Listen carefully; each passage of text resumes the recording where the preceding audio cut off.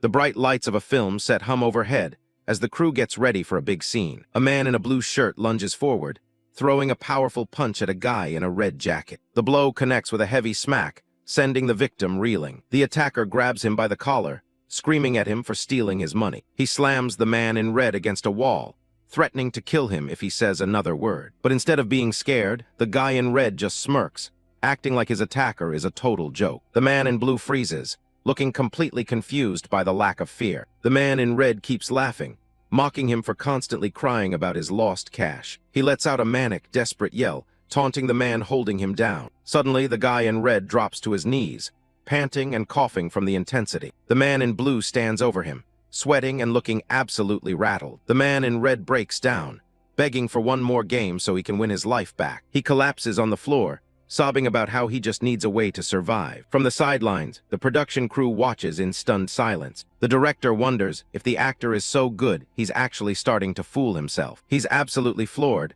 calling the lead actor a total genius. Across town, a tall bungee-jumping tower looms over the landscape. Down on the street, Lee Tae-gyu walks through the crowd.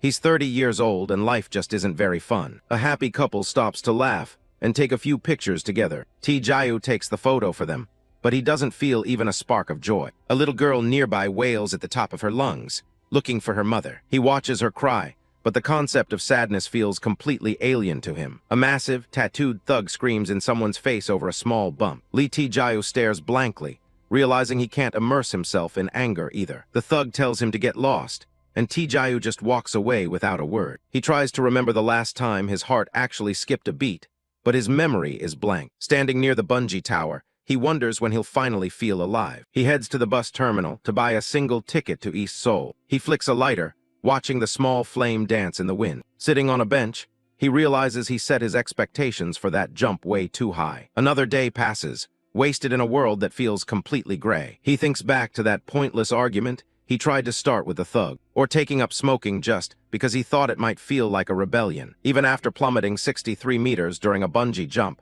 he didn't feel a single thing. The doctors said he's perfectly normal, so he can't figure out why he's so broken. Just then, a mysterious old man in a dapper suit and hat catches his eye. The old man walks up and asks if he's seen a lost wallet anywhere nearby. Lee Tae-gyu gives him a blunt no and looks away. The old man laments his luck, mentioning that his nephew's wedding is tomorrow. He looks absolutely crushed, explaining that he lost his phone on top of everything else. Tae-gyu catches the man's watery eyes as he mumbles about needing to get to Seoul. He stands up, asking if the old man is really heading that way. Lee Tae-gyu offers to buy the man a ticket, not really caring if he's being scammed. The old man is overjoyed, promising to pay him back the second they reach Seoul. They sit together on the bus, and Tae-gyu realizes that even this small act of kindness doesn't make him feel anything. He stares out the window. Hopping this trip will be more exciting than his failed bungee jump. He even finds himself wondering if he should just turn to a life of crime just to feel a spark. He thinks about becoming a loan shark, then immediately regrets letting his mind go that dark. Suddenly, the old man speaks up, warning him not to even dream about becoming a loan shark. He tells Tae-gyu to hold out his hand, offering a free fortune-telling session to pass the time. The stranger inspects his palm with a knowing look. Tae-gyu is creeped out, wondering if this guy can actually read his mind. The old man just chuckles, confirming that he's pretty close to being a mind reader. He sighs and calls Tae-gyu an unusually pitiful young man. Tae-gyu is confused, asking what the hell he means by that. The man leans in and simply tells him to smile more. But hearing that, Tae-gyu just inwardly countered that he'd only smile when there was actually something worth smiling about. He even mocks Tae-gyu's thought about only smiling when something is actually funny. He explains that smiling isn't just a reaction. It's something you have to actively try to do. The stranger practically begged him to just try it once, even if he had to force a smile. But try as he might, it was simply impossible. The old man flashes a massive, exaggerated grin to show him how it's done. He asks if it's funny, looking absolutely ridiculous. Tae-gyu lets out a small sound, nearly cracking a smile himself. The man notices and asks if he wants to learn the secret behind that expression. He tells Tae-gyu to remember that face, claiming it'll be a huge help to him later. Then he gives a weird instruction. Suck it in with the right hand and spit it out with the left. Tae-gyu is certain now that this guy is just a total eccentric. The old man puts a finger to his lips, saying he can't explain any more for now. A strange light flashes before Tae-gyu's eyes as the bus continues its journey. A bright line cuts through the darkness. Tae-gyu drifts off, his mind heavy with the weird encounter. A voice suddenly calls out to him, waking him from his daze. The bus driver tells him they've arrived in Seoul, and it's time to get off. Tae-gyu looks around for the old man, but the seat next to him is completely empty. He asks the driver where his seatmate went, but the driver just looks at him like he's crazy. The driver swears that the seat next to him has been empty for the entire trip. Tae-gyu stands up to leave, only to spot some cash sitting right where the old man was. He stands in the middle of the terminal, clutching the money and feeling completely bewildered. He starts to wonder if he was actually possessed by some kind of spirit. The memory of the old man's weird hand gestures feels vivid and real. Even though it was only a few hours, the experience has left him more alert than he's been in years. The cash in his hand is undeniable proof that the encounter wasn't just a dream. He's snapped out of his thoughts by a sudden commotion near a group of TV screens. A huge crowd has gathered to watch a live broadcast of a prestigious awards ceremony. The announcer is just about to name the winner for the Best Actor award. Do Kwang-seon stands on stage, looking incredibly humble as he accepts the Best Actor award. People in the terminal are transfixed by the screen, marveling at how talented and consistent he is. Lee Tae-gyu watches the broadcast intently, his internal monologue simply acknowledging the profession of those on screen, actors. He watches Do Kwang-seon's speech, thinking about how actors have the rare ability to immerse themselves in emotions as easily as breathing. Tae-gyu considers the vast array of roles they play, from historical figures to soldiers, inhabiting every situation with total conviction. He focuses on the man on the screen, a self-made and renowned actor named Do Kwang-seon. As Do Kwang-seon beams with joy while holding his trophy, Tae-gyu can't help but think that a person like that must have a very fun life. He stares at the screen, analyzing the actor's expression with his usual hollow gaze. Seeing the actor laugh so genuinely, he wonders if there is really anything in the world worth smiling that much about. The sight of that massive smile reminds him of someone he just met. He recalls the mysterious old man on the bus and his bizarre, exaggerated grin. In a moment of rare curiosity, Tae-gyu tries to imitate that wide, goofy smile, but he just ends up letting out a small, self-deprecating scoff. He turns his attention back to the TV, but something strange starts to happen to the image of Do Kwang-seon. A swirl of ethereal blue energy begins to materialize on the screen, circling the actor. Tae-gyu's eyes widen in disbelief as he catches the reflection of the blue flame in his own pupils. The blue flame leaps from the screen, flowing toward Tae-gyu like a living thing. Within the swirling energy, he sees flickering images of Do Kwang-seon's past and various performances. He feels an inexplicable urge to smile along with the actor, a sensation he hasn't felt in years. His heart begins to pound in his chest, and he wonders if he's actually feeling the raw emotions of Do Kwang-seon. He remembers the cryptic advice the mysterious old man gave him about his hands. Reaching out, Tae-gyu decides to try it, using his right hand to pull the blue energy toward himself. As he makes contact, he's flooded with visions of Do Kwang-seon's life, from his quiet moments of study to his time on set. He realizes that he's absorbing Do Kwang-seon's very memories through this strange blue light. Following the old man's instructions, he feels the actor's intense emotions flowing through him and prepares to release them with his left hand. Purple and blue flames dance around him as the experience becomes increasingly overwhelming. For the first time, a genuine tear begins to form in Tae-gyu's eye. He watches the screen as Do Kwang-seon talks about his struggles and disappointments, feeling every word as if they were his own. On the television, Do Kwang-seon takes a deep, respectful bow to thank the audience for the award. In the middle of the terminal, Tae-gyu collapses to his knees, completely overcome by the surge of borrowed feelings. The other travelers nearby stare at him in shock as he starts to sob uncontrollably. Tae-gyu buries his face in his hands, finally experiencing the one thing he thought he had lost forever, the ability to cry. Drops of water splash onto the gray floor. Lee Tae-gyu is on his knees, head down as tears hit the ground. People at the bus terminal stare, wondering what's wrong with him and if he's just some obsessive fan. The crowd whispers, thinking he looks pretty bad and debating if they should call for help. A security guard finally walks over and asks if he's okay, or if he can even stand up. Tae-gyu can only laugh through the tears, his hand gripping his face while he gasps for air. This surge of emotion is overwhelming. He's completely losing it, staring wide-eyed as he realizes just how crazy this gift really is. 3 days later, Tae-gyu is back at home in front of his bathroom sink. He holds out his hand, and a bright orange flame, a manifestation of passion, flickers in his palm. The fiery wisp dances against the tiled wall, a literal burning piece of human emotion. He watches it with a mix of awe and shock. This isn't just a feeling, it's something he can hold. He starts experimenting.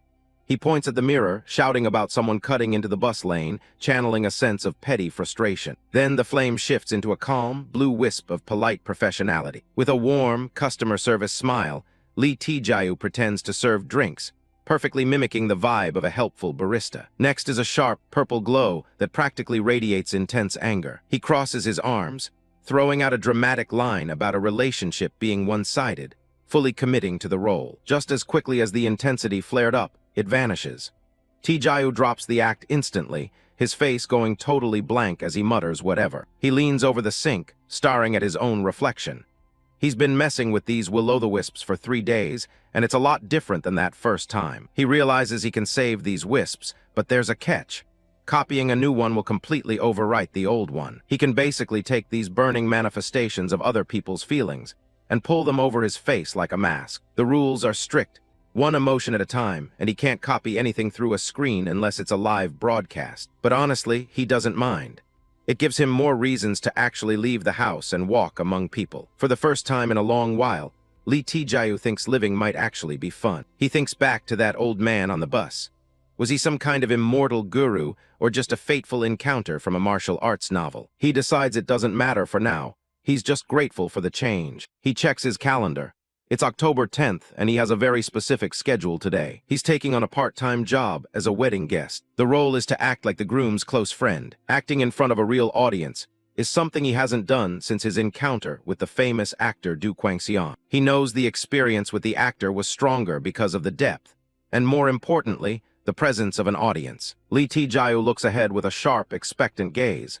This is definitely going to be interesting. He arrives at a luxury hotel, the lobby filled with people gathered for the wedding. His phone buzzes with a message from the agency team leader, asking if everyone has arrived at the venue. The instructions from joyful companions are clear.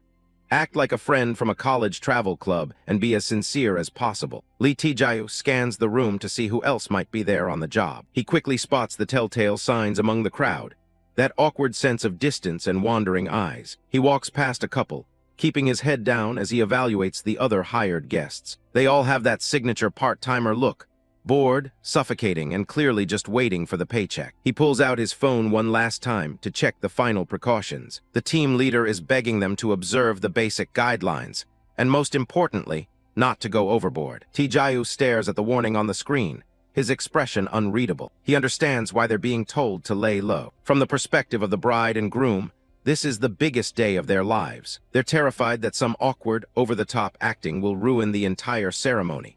But laying low isn't exactly what Tae-gyu has in mind. Lee Tae-gyu stares at his reflection, mentally preparing to dive into the role.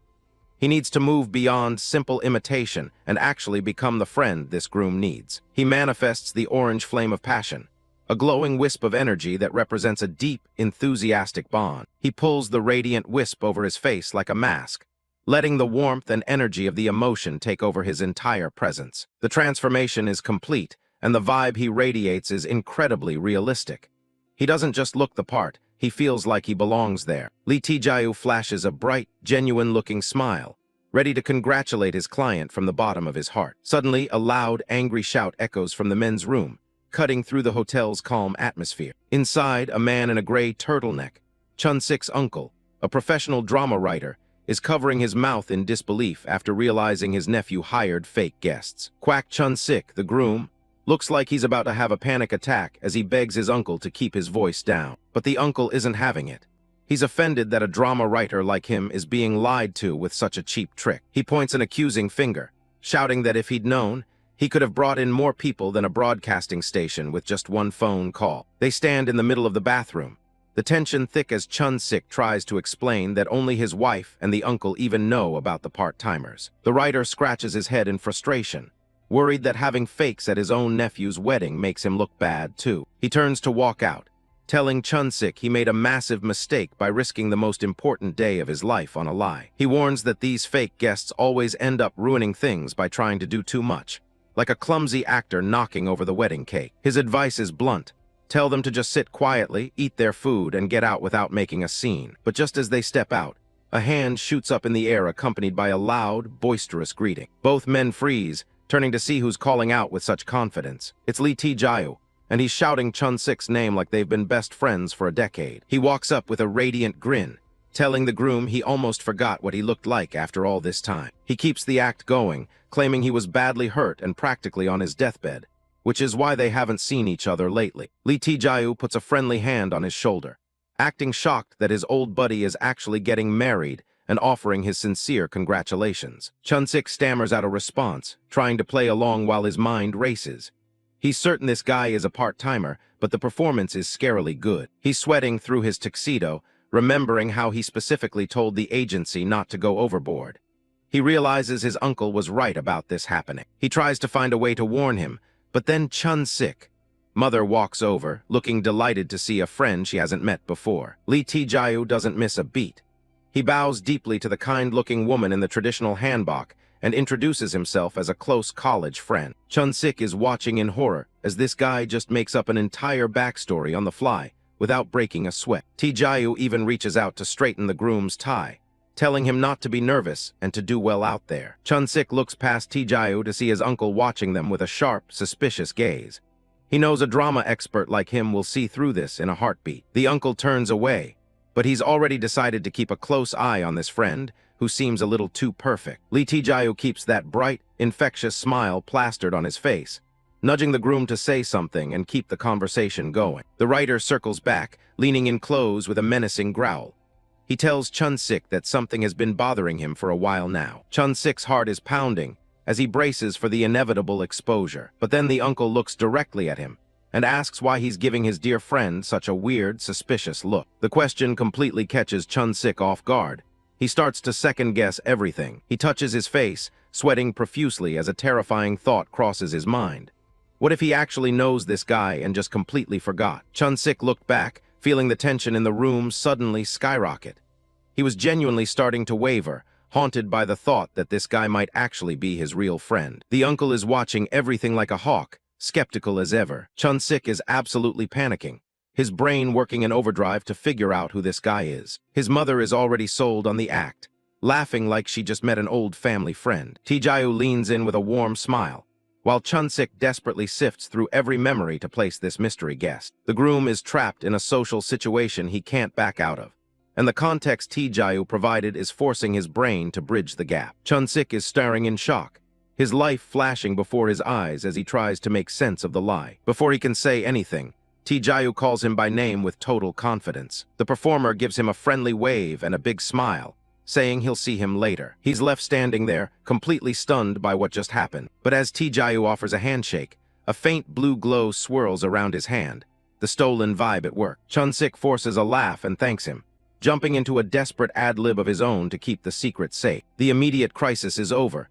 and the actor casually walks back into the crowd. He looks down at his hand, feeling the power of the fake emotion he just projected. The ceremony continues, and the bride takes her place beside her new husband. Tae-gyu watches from the sidelines with a mask of perfect calm. The officiant officially declares the two of them husband and wife. The room erupts into applause as the guests celebrate the union. Everyone joins in, clapping for the happy couple. Tae-gyu is right there in the front row, clapping enthusiastically like the best friend he's pretending to be. The bride whispers to her husband, asking if he's glad he listened to her about the extra guests. She's impressed by how packed his side of the seating looks. Chun-sik admits it looks pretty convincing, but he's still on edge. Then she asks the one question he's been dreading. Who is that guy in the front? She's pointing right at Tae-gyu, who looks like he belongs there more than anyone. The groom's heart sinks as he realizes she's suspicious. He tells her he'll explain it later, still having no idea who he actually hired. Chun-sik looks around and sees that his mother, his uncle, and now even his wife have been fooled. The actor just maintains his serene smile, blending in perfectly. He tells himself to stay calm, hoping the rest of the ceremony goes smoothly. He's trying to keep it together, but the bride is starting to wonder what's going on. The MC takes her place at the podium to move things along. She starts the next segment, where guests get to share stories about the happy couple. Chun-sik tries to laugh along, though his smile is clearly strained. The host gets a sharp glint in her eye as she turns toward the groom's side of the room. The group of fake guests exchange worried looks, sensing a trap. Both the bride and groom look absolutely horrified as the MC keeps talking. She mentions how popular Chun-sik was in college, and the groom looks like he's about to have a heart attack. The MC asks the room if anyone would like to step forward and share a memory. The bride is blindsided, wondering why the MC is suddenly going off script. The actors are paralyzed with fear, knowing they don't have a single real story to tell. The groom closes his eyes, certain that their massive lie is about to come crashing down. A single, confident step forward breaks the silence of the ceremony. Lee Tae-gyu stands in the middle of the aisle and asks if he can say a few words. The MC is thrilled to have a volunteer, while the bride and groom look on in pure shock. He steps up and adjusts his tie, introducing himself as a friend from a college club with a perfectly practiced smile. Chun-sik is sweating, his eyes wide as he realizes he has no choice but to play along with this stranger. The actor spins a tale about their old travel club, the one where they never actually traveled and just stayed cooped up drinking every day. The uncle watches from the crowd, his professional writer's intuition already picking up on something unusual. Every detail of the story is meticulously crafted to feel like a real, shared history. The performance is so vivid that everyone in the room can practically see the messy dorm rooms and empty beer cans. Chun-sik's brain starts to buckle under the weight of the acting, and he actually begins to remember these fake days. He can see the clinking of glasses and feel the warmth of a friendship that never truly existed. The bravado and the shared struggles of youth all start to feel incredibly real to the groom. A wave of nostalgia washes over him as he imagines himself surrounded by brothers during his lonely 20s. He starts to believe that his college years were actually full of these humble, precious memories. By the time the story is over, Chun-sik is visibly moved, his eyes glistening with tears. Lee Tae-gyu leans into the role, projecting the image of the loyal best friend who is always there. The groom's voice trembles as he tries to say the name he's just invented for this mystery friend. The performer lets out a boisterous shout, offering his heartfelt congratulations to the happy couple. A collective gasp ripples through the guests as the groom finally breaks down. He shouts out his thanks, calling the actor Jeongju with genuine, tearful gratitude. The two of them share a dramatic hug on stage as the room erupts into a final round of applause. Once the performance is over, Lee Tae-gyu retreats to the buffet to load up his plate. He digs into some ribs, laughing to himself about the fake name the groom came up with on the spot. He's in a great mood, feeling like the free meal is a well-earned reward for such a flawless act. He finds a quiet table and reflects on how much better this is than doing a one-man show alone. Taking a big bite, he decides that taking this fake wedding guest gig was definitely the right choice. As he chews, he starts wondering what his next move should be after this massive success. He's interrupted when a familiar voice calls out the name Jeongju from across the room. Chun-sik and his bride have changed into their traditional handbox and are waving him over with big smiles. The groom apologizes for not recognizing him earlier, blaming it on the hoodies he used to wear back in the day. He's completely convinced by the lie now, insisting that they have to keep in touch more often. Lee Tae-gyu looks at him, feeling a sudden heavy wave of guilt wash over his chest. He gives a deep, formal bow and offers one last congratulations before turning to leave. Chun-sik is left standing there, confused by the sudden change in his friend's demeanor. The bride looks on, sensing that something might be off with the whole situation. Lee Tae-gyu makes a break for the exit, feeling like the lie is starting to give him literal indigestion. Behind him, the groom stumbles, nearly falling as his wife shouts out in concern. In his rush to leave, the actor accidentally bumps right into someone standing in his path. He quickly apologizes and tries to keep moving, but he's stopped in his tracks. A heavy hand clamps down on his shoulder, preventing him from walking away. The uncle is standing there with a sharp, knowing grin, asking if that entire performance was just one big ad-lib. Kwak In-ho was a once successful drama writer who had seen it all in the industry. He was known as an acting connoisseur, with an eye for talent that could put any casting director to shame. Even a pro like him was briefly fooled into thinking Lee Tae-gyu was just a handsome guest at the wedding. But then he saw it, the complete shift in presence, like Lee Tae-gyu was putting on a mask of pure immersion. Kwak found the whole thing ridiculous, unable to believe what he was seeing with his own eyes. The way the kid handled ad-libs and responded to the host was top-tier professional-level acting. He realized this guy was either a complete rookie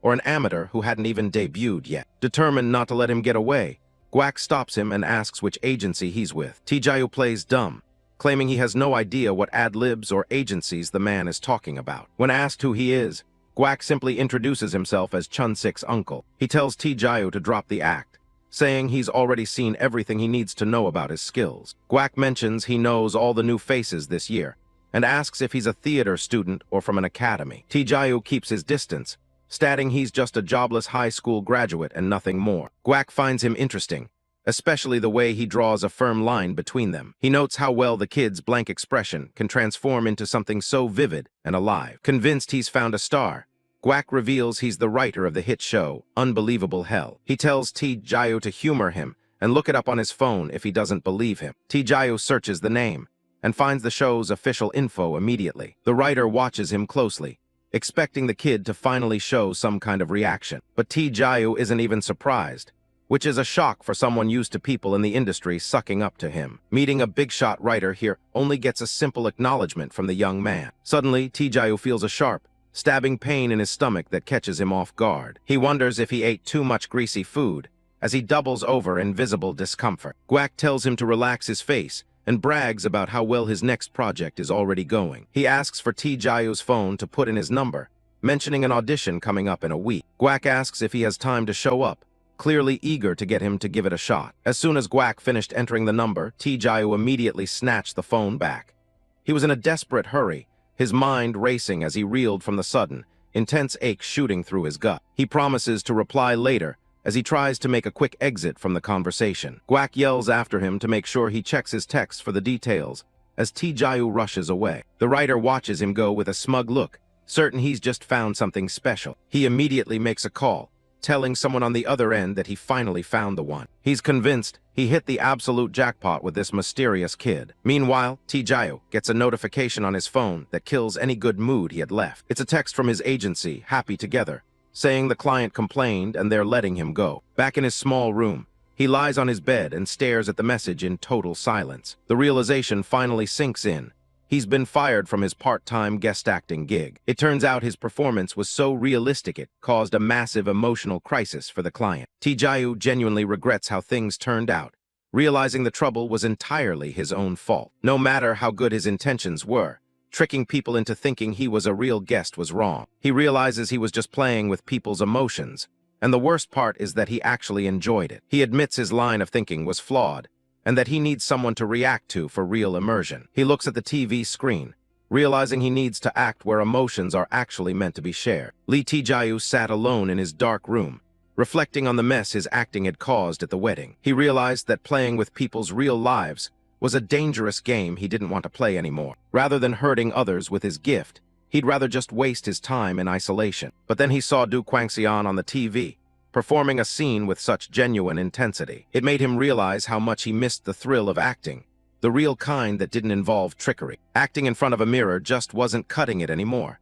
He felt a growing need for a real stage. He needed a way to act together with others, without actually manipulating their reality. He remembered the feeling of being in character, the rush of a shared performance between actors. It was in that moment that he decided he had to find a better way to use his power. He thought back to the man from the wedding who claimed to be a professional writer. Guak In-ho had told him to check his phone for the details of an upcoming audition. Tae-gyu looked at the device on his bed, his heart starting to race at the thought of a new beginning. Meanwhile, Guak In-ho was already busy making moves, despite the late hour. He was on the phone, practically shouting at someone to listen to his new discovery.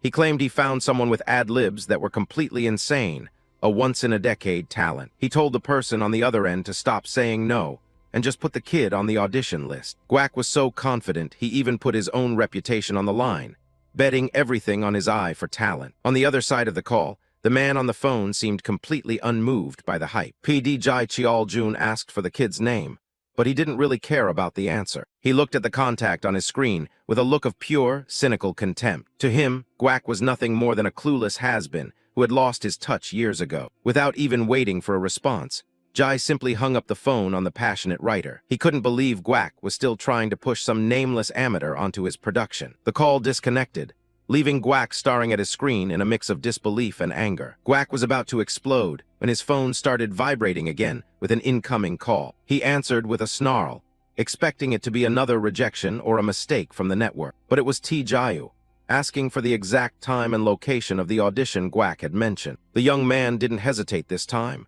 clearly stating that he wanted to become an actor. Guak was surprised. He honestly didn't think the kid would actually call him back so soon. With a grin, he realized his wild gamble might actually pay off after all. The next day, Guak met PD Jai in person to push for Tae-gyu one more time. Jai's answer was still a flat no, as he wasn't even willing to entertain the idea. He argued that using someone with zero experience for a private audition made no sense for the project. He told Guak to stop being stubborn, because the shortlist for the role was already finalized. Guak begged for just one slot, promising they could send him home if he wasn't any good after one look. He reminded Jai that as the writer of the show, he deserved to have a say in the casting. But Jai was clearly keeping secrets, his mind already made up by outside influences. The scene shifts to a high-end restaurant, where a more sinister deal was being made in private. CEO Do Yoon-seop sat there with a confident smirk, looking over the script for the new drama. The project was titled Gray City, and it was clear that everyone had high expectations for its success. Do praised the writing, wondering if Guak In-ho had finally found his creative groove again. PD Jai sat across from him, asking if the script turned out well enough for his liking. PD Jai Cheol-jun spoke with conviction, telling the man across from him that the script for his new project was better than his previous hit. He bowed his head slightly, accepting the praise with a humble but calculated smile. Do Yoon-seop reached out and handed him a heavy brown paper bag across the table. The PD looked at the bag in surprise, mentioning that he had already provided his bank account details last time. Do Yoon-seop just smiled, dismissing the gift as a small token for transportation expenses. He leaned back, his eyes sharp as he observed the director's reaction to the secret bribe. They sat in a dimly lit private room, the weight of their secret deal hanging heavy in the air between them. The CEO made it clear that he expected the upcoming auditions to remain entirely private. PD Jai understood the underlying message immediately, asking if this was all to ensure Kim H-wan was cast. Do Yoon-seop confirmed they were on the same page, even suggesting they work together on future projects. He told the director not to feel too much pressure, though his predatory smile said otherwise. He simply wanted Jai to recognize the immense potential that his prized idol, H-wan, possessed for the role. Later, PD Jai looked over the profile of the young man he was now obligated to cast. Kim H-wan was an idol-turned-actor who was being aggressively pushed by Do Yoon-seop and YKB Entertainment. The role he wanted was OD-back, an intense supporting character described as a gambling addict and a madman. In short, it was exactly the kind of scene-stealing role that could cement an actor's reputation. Do Yoon-seop's plan was to use this specific character to engrave Kim H-wan's name into the public's memory. The CEO was a shrewd businessman who knew exactly which actors were going to be the most profitable. It was a perfect arrangement where the CEO made more money, the idol became famous, and the PD seized his last chance. PD Jai looked at the documents and convinced himself that this was actually a very good deal for him. However, his plans were interrupted by a furious Guak In-ho,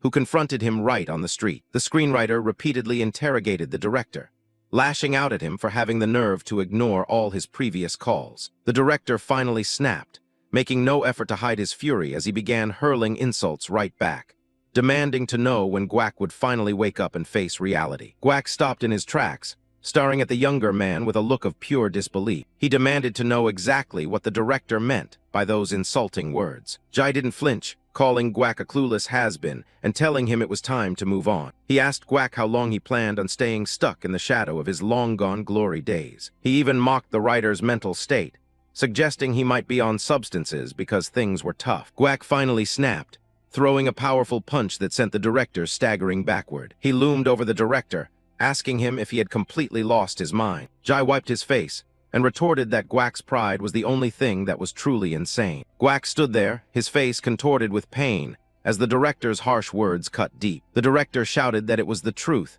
pointing out Guak's string of failures as onlookers gathered. He accused Guak of having a toxic habit of forcing his own hand-picked actors into key roles for every project. Guak fired back, shouting that the director had also been nodding along to his choices in the past. PD Jai mocked him further, asking how much Lee Tae-gyu had paid him to secure this audition. Guak's eyes narrowed as the name of the idol, Kim H-wan, finally came to the surface. He realized that Jai was scared Tae-gyu would actually outshine the idol he was being paid to cast. The director went silent for a moment, unable to provide a direct answer to the writer's accusation. Then a cruel, condescending smile spread across Jai's face as he decided to take the bait. He dared Guak to bring in whoever he wanted, declaring that he would expose Guak's rotten judgment. He threw down a final challenge.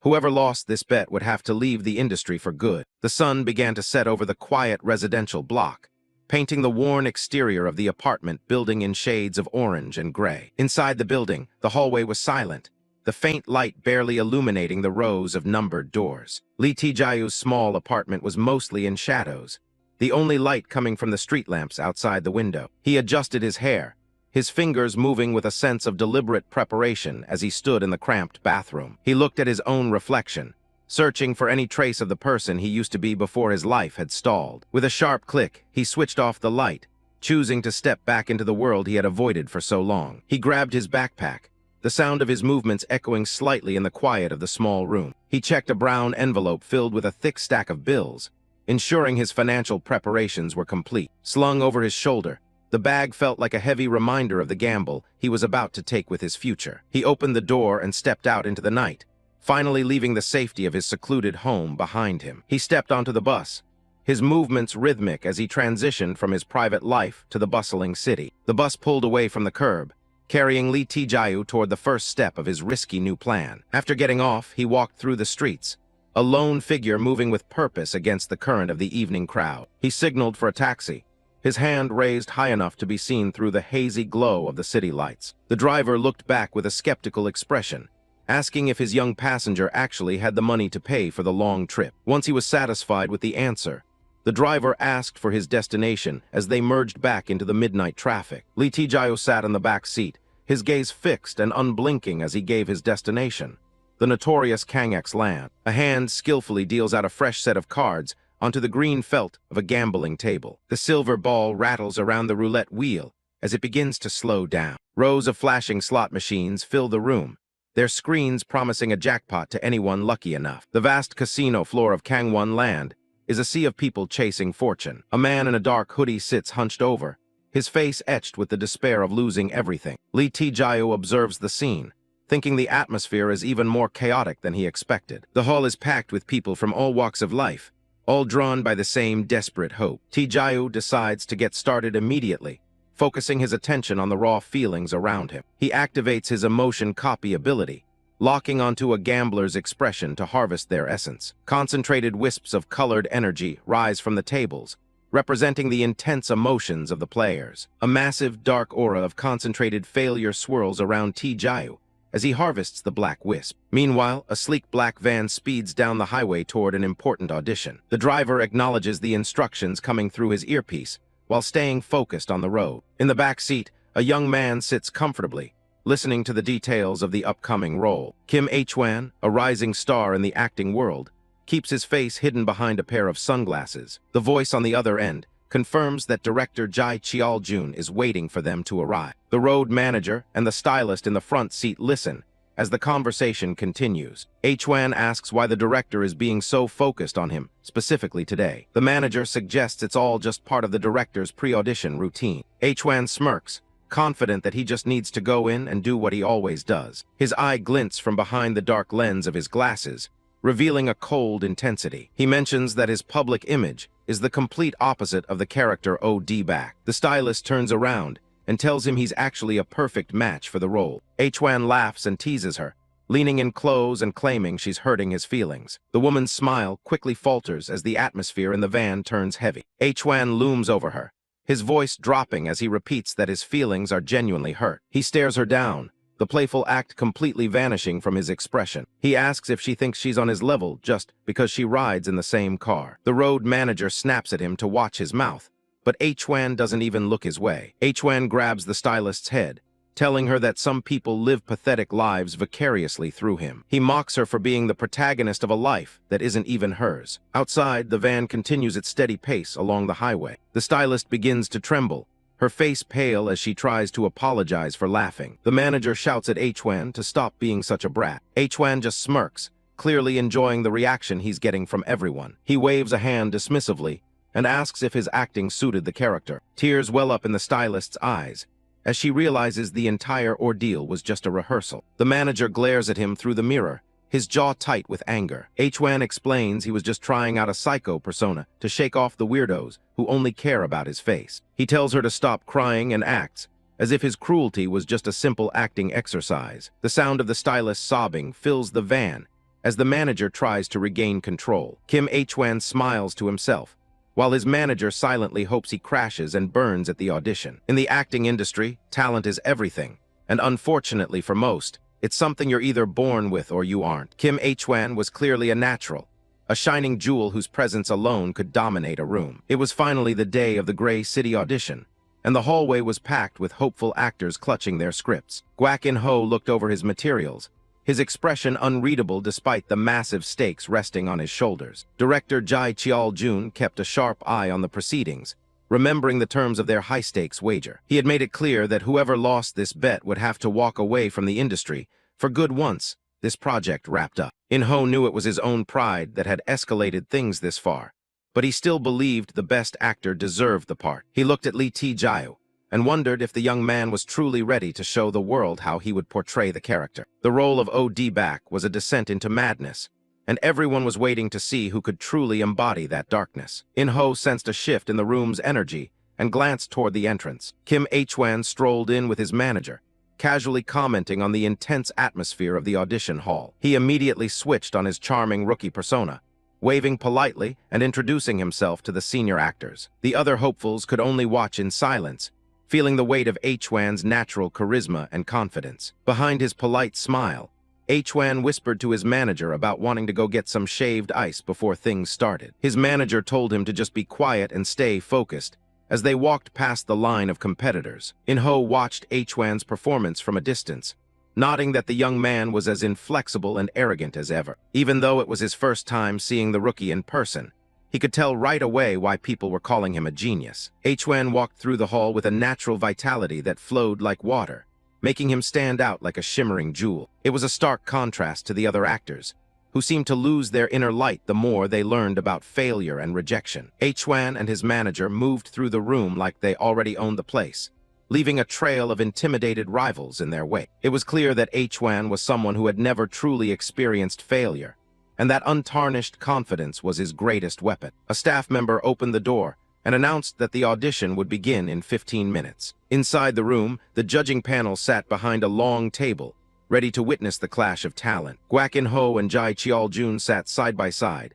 the tension between them thick enough to cut with a knife. Jai offered a final chance to cancel the bet, but In-ho simply replied that he wasn't interested in backing down. The director scoffed and asked where that Lee Tae-gyu guy was, convinced that In-ho was about to regret his stubbornness. Kim Hwan stood among the other actors, wondering if his main competition had even bothered to show up yet. In-ho remained silent, his eyes fixed on the door as he waited for his protege to make his move. Jai grew frustrated with the silence, demanding that In-ho say something instead of just acting cool. Just then, a heavy footstep echoed from the doorway, signaling that the final player had arrived. Director Jai was secretly full of confidence, believing that In-ho couldn't possibly find anyone as bright as Kim Hwan. But as the door opened, the color drained from the director's face, and he began to break into a cold sweat. What emerged wasn't a shining star, but a figure that seemed to be the physical manifestation of every failure in this world. Lee Tae-gyu walked into the room shrouded in a pure, pitch-black darkness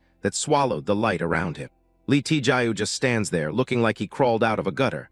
The vibe around him is pure darkness. He lets out a creepy chuckle that sends a chill through the room. The judges are visibly weirded out, wondering what they're looking at. Jai Cheol-jun is actually taken aback. He's never seen an aura this unsettled before. Tae-gyu starts muttering that he knows, that he finally understands, in a voice that sends a chill down your spine. Watching this scene, the director is convinced that the writer just dragged some homeless guy off the street to shock them and mess with their heads. Jai feels a physical repulsion so strong he doesn't even want to make eye contact. One look into those intense eyes, and he knows he wants absolutely nothing to do with him. Even Kim Hwan team is whispering about how abnormal the kid seems. Jai snaps around to the writer, furiously demanding to know where on earth he managed to dig up this kind of person. Kwak In-ho just greets the boy warmly, while the kid gives another one of those unsettling laughs. The writer pulls him aside, telling him he can't go into the audition looking like a mess. Tae-gyu looks up with half-dead eyes, blankly asking what on earth is wrong with the way he looks. Kwak In-ho tells him to go wash up and change. He's making a scene. The next candidate goes all out, screaming his lungs out for his performance. The panel isn't feeling it at all. Immediate rejection. Another guy tries to act tough and fierce with a hammer in his hand, but he looks like nothing more than a cheap knockoff of Choi Min-sik in Old Boy. Jai shuts him down instantly, wondering if he even bothered reading the script. One actor after another fails to deliver, and the tension in the room starts to build. A hopeful on the floor literally gags, trying to sell a desperate scene. Rejected again, it's a total disaster so far. Gwak In-ho looks down, clearly disappointed. This was supposed to be his ambitious project, Gray City. Most people think of noir as just swearing and bloody fights. Action scenes where people are sliced up like raw fish. But Gwak In-ho knows that those things alone don't make a movie a true noir. He watches the failures pile up, firm in his belief that something deeper is missing. For him, the core of the genre is the raw desire of the characters. Violence is just a tool to reveal those messy human emotions. That's why he's certain Lee Tae-gyu is the perfect fit. Jai is absolutely livid, convinced that the writer is just pulling this stunt on purpose to piss him off and screw with him. The writer just gives him a look, promising to show him what real talent looks like. He's confident his eye for a star hasn't rotted away just yet. They wrap up another mediocre performance and call for the next person. One of the judges notes that that was the last candidate for the minor roles. Now it's time for the big one, the role of Ad-Lib. The director's eyes narrow slightly. This is where the real game begins. He darts a glance over at Gwak In-ho, waiting to see what kind of trick the writer is going to pull next. Jai suggests bringing in Tae-gyu right away and offers to personally handle the ad-libs. Gwak In-ho is suspicious, wondering what the guy is plotting now. The antagonist argues it's better than hearing everyone whine about wait times later. He digs at the writer, saying if the kid is as good as he thinks, they should set the bar high from the start. Gwak In-ho relents, telling him to do what he wants as long as he keeps his conscience in check. Jai Cheol-jun lets out a long sigh, clearly reaching his limit with the subpar talent he's seen so far. The staff calls for the next audition, and number 85 steps into the spotlight wearing a flashy red suit. The judges can't help but stare. Lee Tae-gyu looks completely different from the hobo they saw earlier.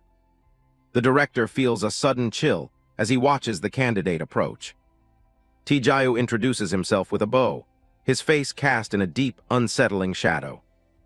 Jai watches him intensely, looking for any sign of a fake. Jai turns to his colleague, remarking that the writer really must have used his head for this one. Gwak In-ho fires back, asking what the director's sarcastic comment was supposed to mean. Meanwhile, Jai is absolutely convinced that the writer must have spent hours coaching the kid, pumping that exact vibe into him just to fit the role.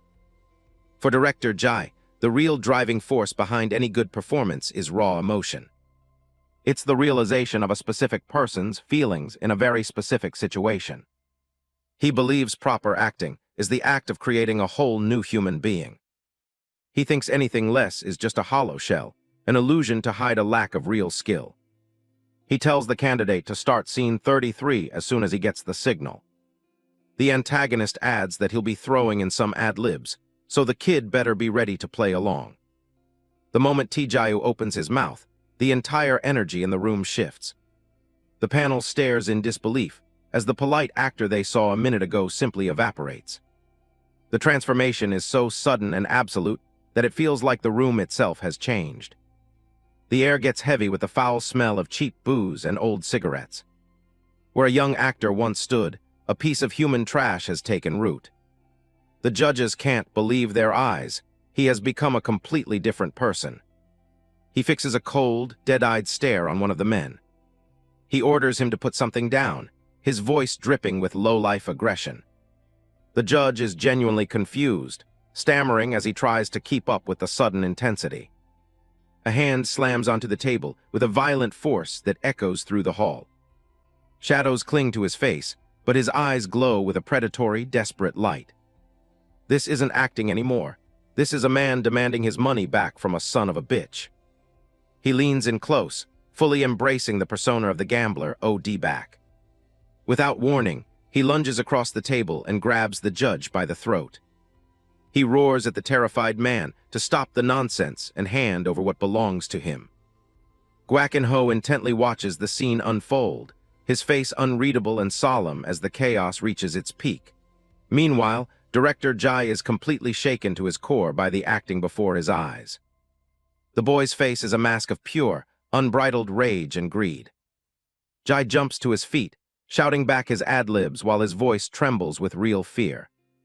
Delivering his ad-libs, his eyes dart around frantically in sheer panic, absolutely convinced that this writer, Gwak In-ho, just dragged a literal, real-life psychopath into their audition room. Gwak In-ho just sits back and watches, unfazed by the carnage on the floor. Papers fly everywhere as the raw power of the performance overwhelms the panel. The director is certain no actor could fake this. He thinks he's looking at a real gambler. He snaps at his Ha-young, asking if he brought a real gambler in just to raise hell. In his mind, only a man who has lived that life could breathe this much truth into a character. He stares into the darkness of the boy's presence, haunted by what he sees. That's the only conclusion he can reach to make sense of the terror. To him, the performance was far too real. The scene cuts away to the grimy Rose Motel, the headquarters of a gambling research society. Lee Tae-gyu didn't just study the character from books, he experienced the depths of that lifestyle firsthand. He stepped into the grim world of the Rose Motel, where the air itself felt heavy with desperation. The room was littered with the remnants of long nights, an ashtray overflowing with butts and empty cans of cheap beer. A woman with hollow eyes and a desperate smile bragged about her recent winning streak, her reality warped by the game. A man with a medical patch over his right eye sits across from her, his expression cold and completely detached from the world around him as he puffs on a cigarette. A muscular man with a brutal scar across his face looked on with a mix of amusement and cynicism. He explained that baccarat was the most popular game in the world, a trap designed to reel people in. To him, all one needed to know was that once you were hooked, your life and your wallet were destined for ruin. The scarred man noticed the protagonist's reaction and asked why he looked so satisfied in a place like this. He questioned why a young man would look happy surrounded by such misery. Tae-gyu just smiled faintly, wondering if he really projected that kind of energy. In reality, he was overwhelmed by the sheer intensity of the despair surrounding him. His eyes burned with a dark light as he began to absorb the essence of the human trash in the room. The scarred man chuckled, seeing the potential for another addict to join their ranks. The excitement of the gambling den never lasted long. After 4 days, one of the women vanished without a trace. The man with the eye patch casually mentioned she was bedridden after losing far too much blood to pay her debts. Flyers on the walls of the public restroom guaranteed confidentiality for those desperate enough to sell their own organs. Tae-gyu looked at the grim posters, realizing he couldn't stay in such a toxic environment any longer. The eye patch man offered him a tip, suggesting a coin toss with high stakes to get him started. He claimed it was safe, and that the boy would eventually get used to the high of the gamble.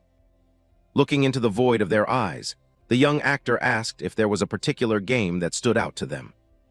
In that moment, the boy made a silent, ironclad promise to himself. The addict spoke of high-stakes coin tosses as if they were a casual pastime, oblivious to the rot in his own soul. He vowed never to become like them, people whose very brains had been rotted away by the thrill of the win. Back in the present, Jai Cheol-jun stares at him, convinced he's looking at a real gambler rather than an actor. Gwak In-ho watches his colleague's reaction, asking if the performance really felt that authentic.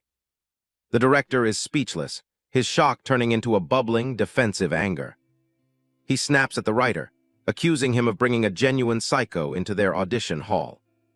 Jai is certain that Gwak In-ho must have dragged the kid straight from a casino floor after a night of heavy drinking. A sharp throat-clearing echoes through the room, helping him regain his composure and posture, while grounding the judges who were still sitting in stunned silence. Suddenly, the menacing aura vanishes, and Tae-gyu bows low, offering a sincere apology. The gambler is gone, replaced by a polite young man who fears he may have taken the scene a bit too far. With a sheepish look, the candidate asks the panel if he could try the scene one more time. Jai can only stare in disbelief, his mouth agape at the total and instant shift in personality. The thick, oppressive smell of cigarettes and failure that filled the room just moments ago is completely gone. Tae-gyu admits to feeling a bit lightheaded, his body reacting to the intensity of the immersion. The director is haunted by the transition, wondering how anyone could conjure that much stench out of thin air. The other judges are floored, commenting that he looks and feels like a completely different person now. Recognizing the toll the performance took on everyone, Gwak In-ho suggests they all take a short break.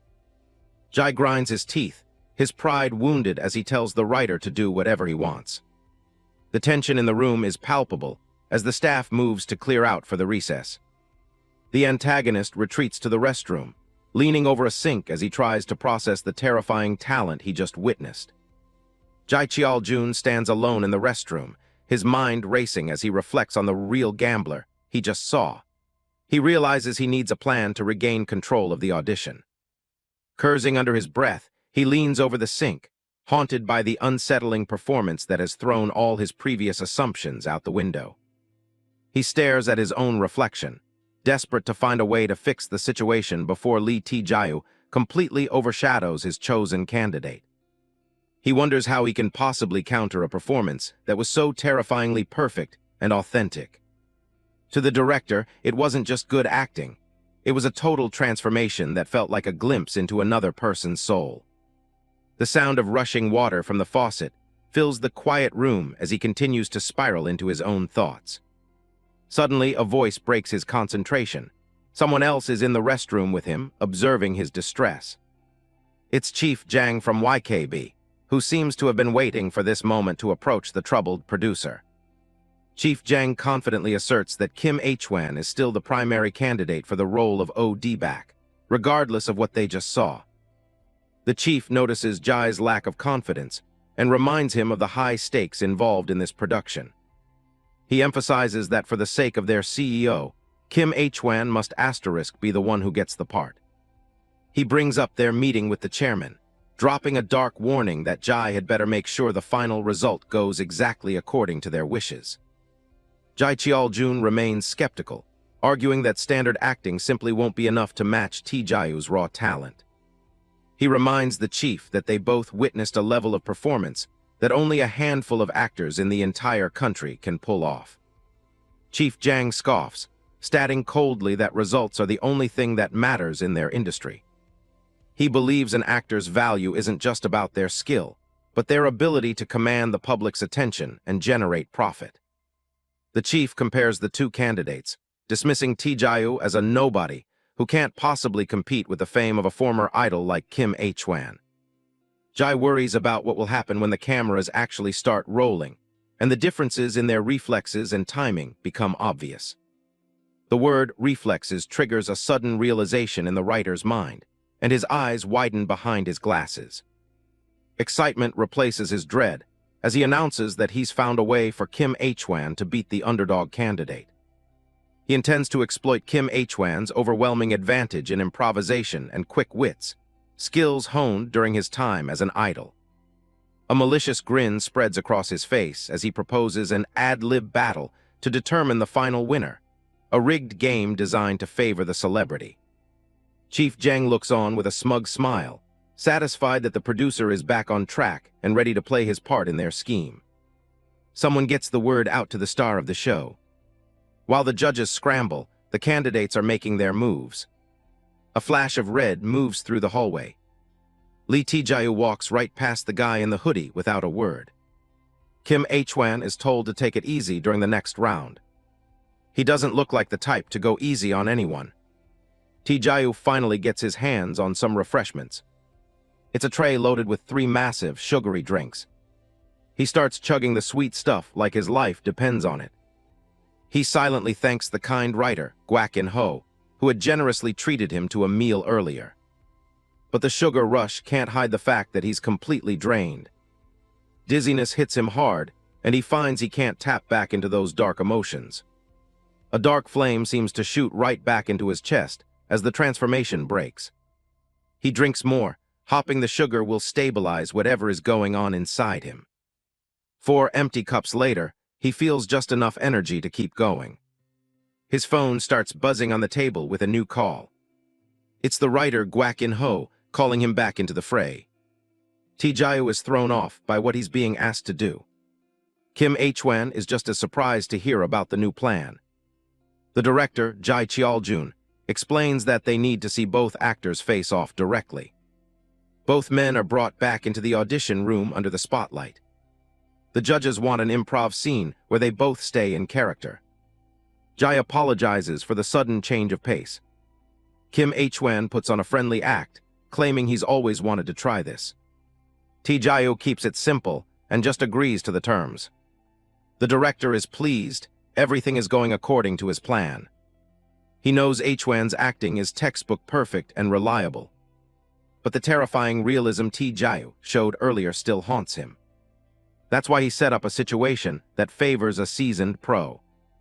Real experience should easily outshine some lucky amateur. The director signals for the test to begin immediately. The setup is simple. An imaginary suitcase full of cash sits between them. In this scenario, they're both desperate men willing to fight for that money. The two actors square off, each embodying the same broken soul. Jae gives them exactly 3 minutes to prove who's the real OD back. The tension in the room is high as they lock eyes. Action. Wait, what was that? Kim H-wan had been skeptical about facing off against some nobody. But the staff admitted that Tae-gyu might actually have the edge in a traditional audition. Kim didn't really mind the challenge, but he had his doubts. He couldn't believe a stranger like number 85 could actually be that good. Jae Cheol-jun mentions he heard everything was already squared away with the producer. Chief Jang apologizes, telling the director that things just turned out this way and they have to roll with it. Kim H-wan laughs it off, acting like there's no reason to be upset, though he still has one question. He looks at the director and asks them to be kind when they watch his performance. Jae Cheol-jun watches him with a cold, sweating gaze as the actor walks away. Kim H-wan announces he's going to take a quick break to prepare. In his head, he's already mocking everyone in the room as a bunch of idiots. He decides he'll do them the favor of making the decision for them. He dismisses Tae-gyu as just another clown trying too hard with method acting. He assumes the other guy just spent some time in a shady gambling den to research the part. To him, acting isn't about using your actual life experiences. He believes it's about pure talent, quick thinking, and having the guts to show off. He's convinced only those with that kind of natural talent survive long enough to be seen as gems. Naturally, he thinks of himself as the only one who fits that description. He looks at the judges and the staff, mentally labeling them as nothing more than extras. He's determined to show them that he isn't anything like the rest of the nobodies. The improv begins with Kim H-wan lunging forward to strike, claiming coal and diamonds are on different levels. He looks down on Tae-gyu, calling him nothing but a lump of coal. He shouts his lines, demanding to know if the guy has a death wish. In his mind, his opponent is only there to make him look more brilliant. He thinks everyone should just know their place and stick to being extras. He laughs at how the other actor is just standing there with his mouth wide open. Jae Cheol-jun watches the scene unfold, his eyes fixed on the stage. He realizes that for some actors, just reacting to the lead's energy is enough. But things take a sudden, sharp turn when Tae-gyu finally speaks. Tae-gyu gets so deep into the persona that he starts to reshape the entire scene. He looks up and asks if Kim H-wan is also looking down on him. It's a moment where the character feels terrifyingly alive, even without a preset script. He turns a standard audition into a scene that no one in the room will ever forget. He goes far beyond what was on the page, breaking the boundaries of the scene. The director realizes that an actor with this kind of presence is the true gem they were looking for. A dark, overwhelming aura surrounds the man in the red suit. Kim H-wan is paralyzed as he realizes he isn't the one who's shining anymore. He's the one currently shattering under the weight of his opponent's performance.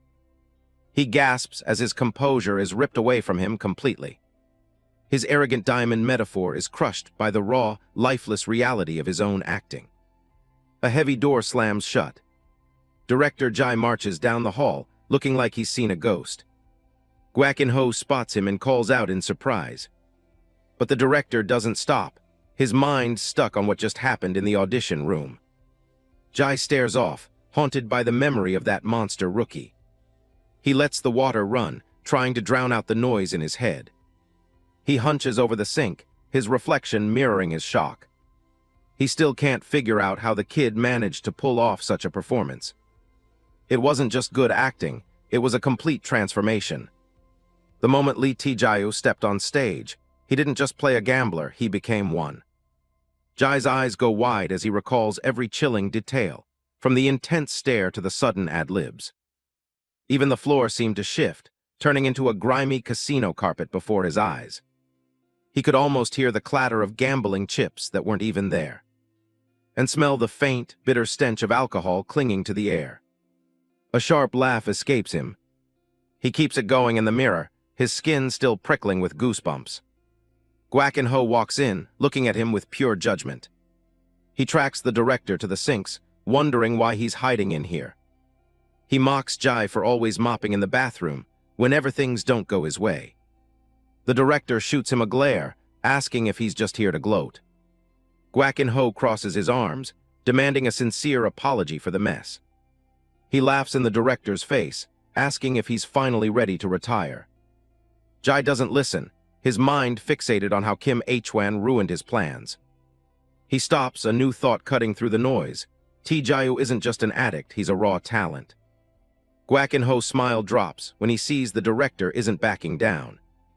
Jai demands to know what school or troupe the kid came from. He realizes he's stumbled upon a total gem that nobody else has discovered yet. No agency, no experience, a literal master hiding in plain sight. A greedy grin spreads across his face as he declares him the perfect rookie. Gwakin-ho just stares, wondering if the director has finally lost it. That evening, the lights of the city frame the towering YKB Entertainment headquarters. Inside the CEO's office, the air is cold and professional. The boss calls for his manager without even turning around. Manager Jang stands at attention, his face a mask of professionalism. The CEO mentions his zodiac sign, reminding his manager that he always settles his scores. Manager Jang closes his eyes and nods, knowing a storm is coming for someone. The boss asks if Jai Cheol-jun was acting on his own, or if the message was never delivered. He orders the manager to leak some choice, leads to the reporters.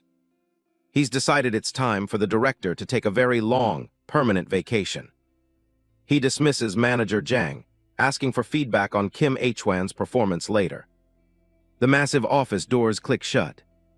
Back in the CEO's office, Kim Kwang-woo curses under his breath, ripping into Kim H-wan for causing such a massive, mind-blowing mess. Kim Kwang-woo scoffs, pointing a finger as he rants about rookies who think ego is enough to succeed. He knows the reality of the industry, and if talent was that common, the streets would be paved with gold. He turns to Do Yoon-seop, standing firm in his belief that resolve is everything. The muscular actor leans back, dismissing anyone who lacks a deep commitment to the craft. He continues his critique, claiming he can spot a whiner from a mile away. Yoon-seop listens quietly, his expression unreadable as he processes the veteran's complaints. The manager shifts the focus, asking who ended up landing the role of OD back. Just then, his pocket begins to buzz with an incoming call. He raises a finger to his lips, signaling for quiet as he checks the screen. Kwang-woo nods, immediately falling silent. Yoon-seop answers, greeting director Jai on the other end with a hint of skepticism.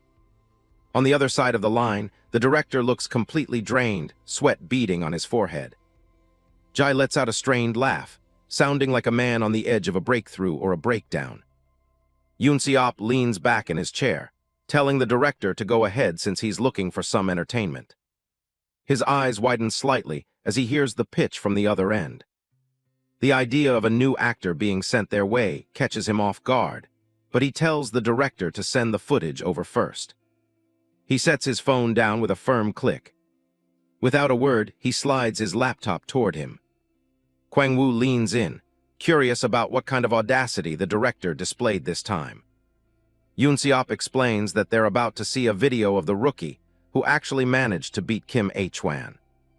The news hits Kwang-woo like a physical blow. He can't believe a total unknown could pull that off. They hit play, and the screen fills with the intense image of the candidate in the red suit. Yoon-seop stares at the display, his gaze fixed on the young man's unsettling presence. The video begins with Lee Tae-gyu simply introducing himself as number 85. The words start out small, coming through the tinny speakers of the office laptop. But as the performance unfolds, the atmosphere in the room begins to shift. It feels as though the office has vanished, replaced by the hushed tension of a late-night cinema. They watch in silence, completely mesmerized as the screen shows a scene of raw, visceral violence. Kwang-woo looks shaken, his eyes fixed on the display even after the scene ends. Yoon-seop breaks the silence, asking the veteran if he felt that same spark of genuine talent. He looks down at his phone, a predatory grin spreading across his face. He realizes that right now, Tae-gyu's market value is at rock bottom, making him the perfect target for a deal. Meanwhile, across town at a pub, Kwak In-ho raises a hand with a confident smile. Tae-gyu sits across from him, agreeing to whatever plan the older man has in mind. They clink their heavy beer mugs together, sealing a new partnership. In-ho cheers loudly, ready to celebrate a successful day. The audition results turned out to be far more significant than anyone expected.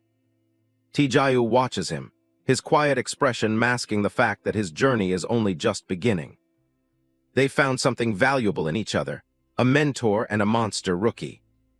In-ho points a finger, telling his new protege to order whatever he wants on his tab. He laughs, already imagining the look on the other actors' faces when Tae-gyu shows up to the script reading. Tae-gyu pauses, asking if that means he'll finally be meeting the rest of the cast. Kwak In-ho lets out a small laugh, finding the idea of Lee Tae-gyu being entirely self-taught a bit too far-fetched.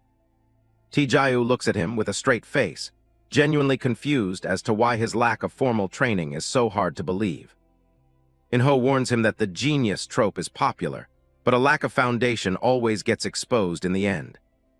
He leans forward, complimenting the young man's natural ad-libs while still questioning his background. A caption notes that the core of acting is expression.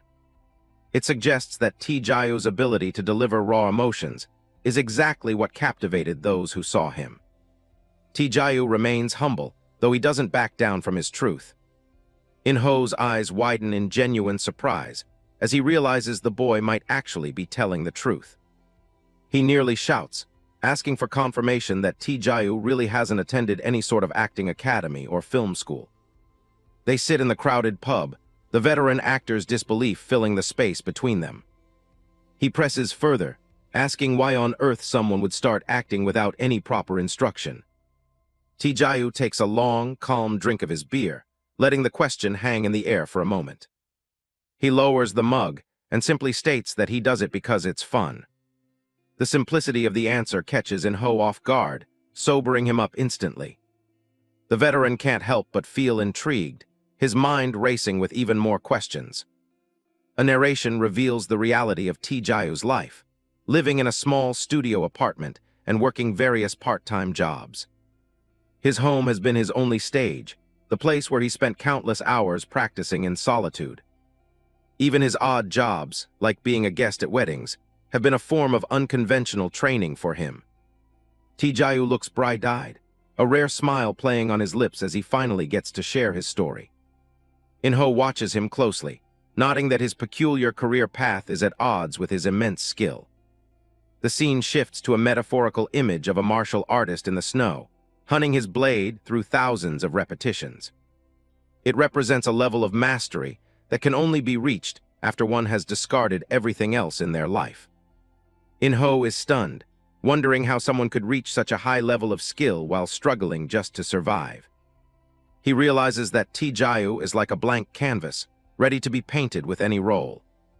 The image of a white silhouette emphasizes how much the young man has shaved away of himself to reach this point. A grin spreads across In-ho's face as he acknowledges the sheer madness and brilliance of it all. He estimates that Tae-gyu must have put in at least a decade of solitary training, fueled by nothing but passion. He tells the rookie that he's more than willing to help him navigate the complexities of the industry. Having received help himself in the past, he feels a strong urge to pay it forward to this promising newcomer. Tae-gyu's expression becomes serious as he prepares to ask a very practical question. In-ho blinks, waiting to hear what's on the younger man's mind. Tae-gyu asks if it's truly possible to earn a living solely through acting, without needing other jobs. In-ho takes a moment, explaining that actors and gamblers share a similar, unpredictable fate. He boasts about his past successes, claiming he's helped enough people turn pro to fill an entire bus. Tae-gyu's eyes light up as he asks if the veteran could recommend some textbooks for him to study the basics. In-ho is amused that someone so talented still wants to start from the very beginning. He smiles warmly, feeling confident that they might actually have a massive hit on their hands. He promises to teach Tae-gyu everything he knows about how the real world of acting works. Tae-gyu listens intently, his gaze steady as he absorbs the elder actor's advice. With a fierce grin, In-ho raises his glass and challenges him to show everyone the meaning of real acting at the upcoming script reading. The next morning, Lee Tae-gyu wakes up in his room, his mind still stuck on the concept of acting. But honestly, his head is pounding so hard from a hangover that he can barely function. He ends up kneeling over the toilet, regretting every single drink he had with Gwak and Ho the night before. At least his fridge is stocked with leftovers from their celebration, so he won't have to worry about cooking for a while. He remembers stumbling through the night streets with In-ho, who spent the whole evening sharing stories about how the industry actually works. When he finally checks his phone at 10:15, he's greeted by a long list of missed messages. He realizes he passed out without even plugging the thing in to charge. One message stands out. He's officially been cast as Debak, and the script reading is set for next Monday. He recalls Gwak and Ho telling him that the script reading is a massive deal that dictates the whole direction of the drama. It's the first real chance to get a sense of the atmosphere they'll be working in. Tae-gyu calls up a flicker of pinkish energy, viewing his supernatural ability as a weapon he's slowly hunting. He knows it's basically a cheat code, but he's not about to stop using it now. Something has definitely changed since the audition. His storage capacity for emotions has actually doubled. He isn't exactly sure what triggered the upgrade in his goblin firepower. He wonders if pushing his mental and physical endurance to the limit during the audition played a part. Or maybe it's just a result of how frequently he's been tapping into the ability lately. Regardless of the reason, he's just happy to have more slots to work with. He figures if he keeps at it, he might even be able to increase his storage capacity even further. Right then, his phone starts buzzing with a call from an unknown number. He picks up, sounding a bit groggy as he answers. He confirms his identity and explains that he doesn't currently have an agency representing him. On the other end of the line, Do Yoon-seop listens closely to the rookie's response. Tae-gyu is curious, though. He wants to know how this guy managed to get his personal number. Manager Jang tells him that one of the audition judges, Jae Cheol-jun, was the one who provided the contact info. He introduces himself as a director from YKB Entertainment and mentions he was there watching during the audition. Tae-gyu remembers him. He was the guy sitting right next to the judge in sunglasses. But just as the conversation gets interesting, Tae-gyu's phone battery finally dies and the screen cuts to black. Manager Jang pulls his phone away, staring at it in total shock after the line suddenly goes dead. Sitting on the other side, Yoon-seop is completely dazed. The manager is left with a massive question mark hanging over his head, having absolutely no fucking clue what just happened. He's convinced that Tae-gyu is playing some high-level mind games by hanging up the moment he mentioned YKB. And just like that, the legend of the arrogant monster rookie begins to grow. Later, the elevator doors open as Yoon-seop and Kim Kwang-woo head up to their office. Both men are dead silent, clearly ruminating on the strange phone call.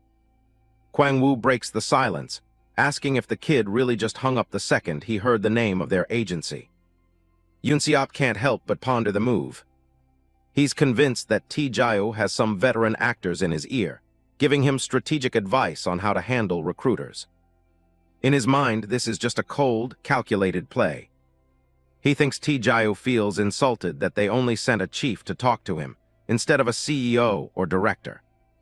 He's betting that another agency has already managed to get through to him first.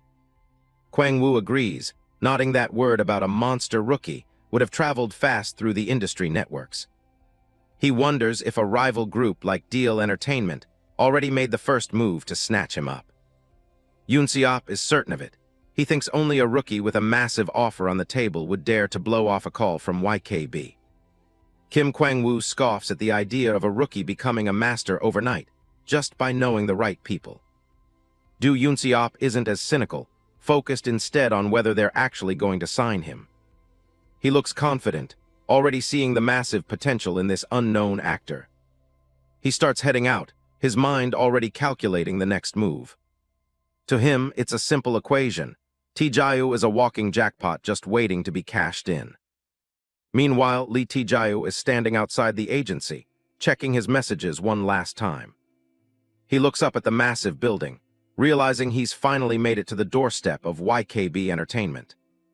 It's clear that the leadership at YKB is desperate to get their hands on him. But YKB isn't exactly known for its kindness.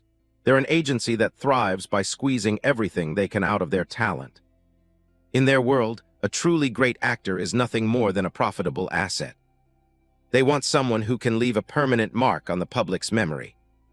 And they aren't afraid to use whatever tools necessary to brand that image onto their actors. They're looking for that one line or look that will stick in everyone's head forever. Yoon Se-op can already sense it. He thinks Tae-gyu might be the one to deliver the biggest hit of the season. Before they redial, Kwang-woo chimes in from behind with a scheme, figuring that if they call from the office landline, Tae-gyu might actually pick up this time. Yoon Se-op is dead certain that the earlier hang-up was nothing but a power move, a blatant demand for a higher-ranking official to step in personally. Tae-gyu eventually answers the call, sounding cautious. Yoon Se-op wastes no time, introducing himself as the head of YKB and demanding a meeting. He keeps the pitch brief, just 30 minutes of his time in their office. To sweeten the deal, he offers $1 million just to cover the travel expenses. Tae-gyu stares blankly into space as the phone slips from his hand, the tempting offer still ringing in his ears.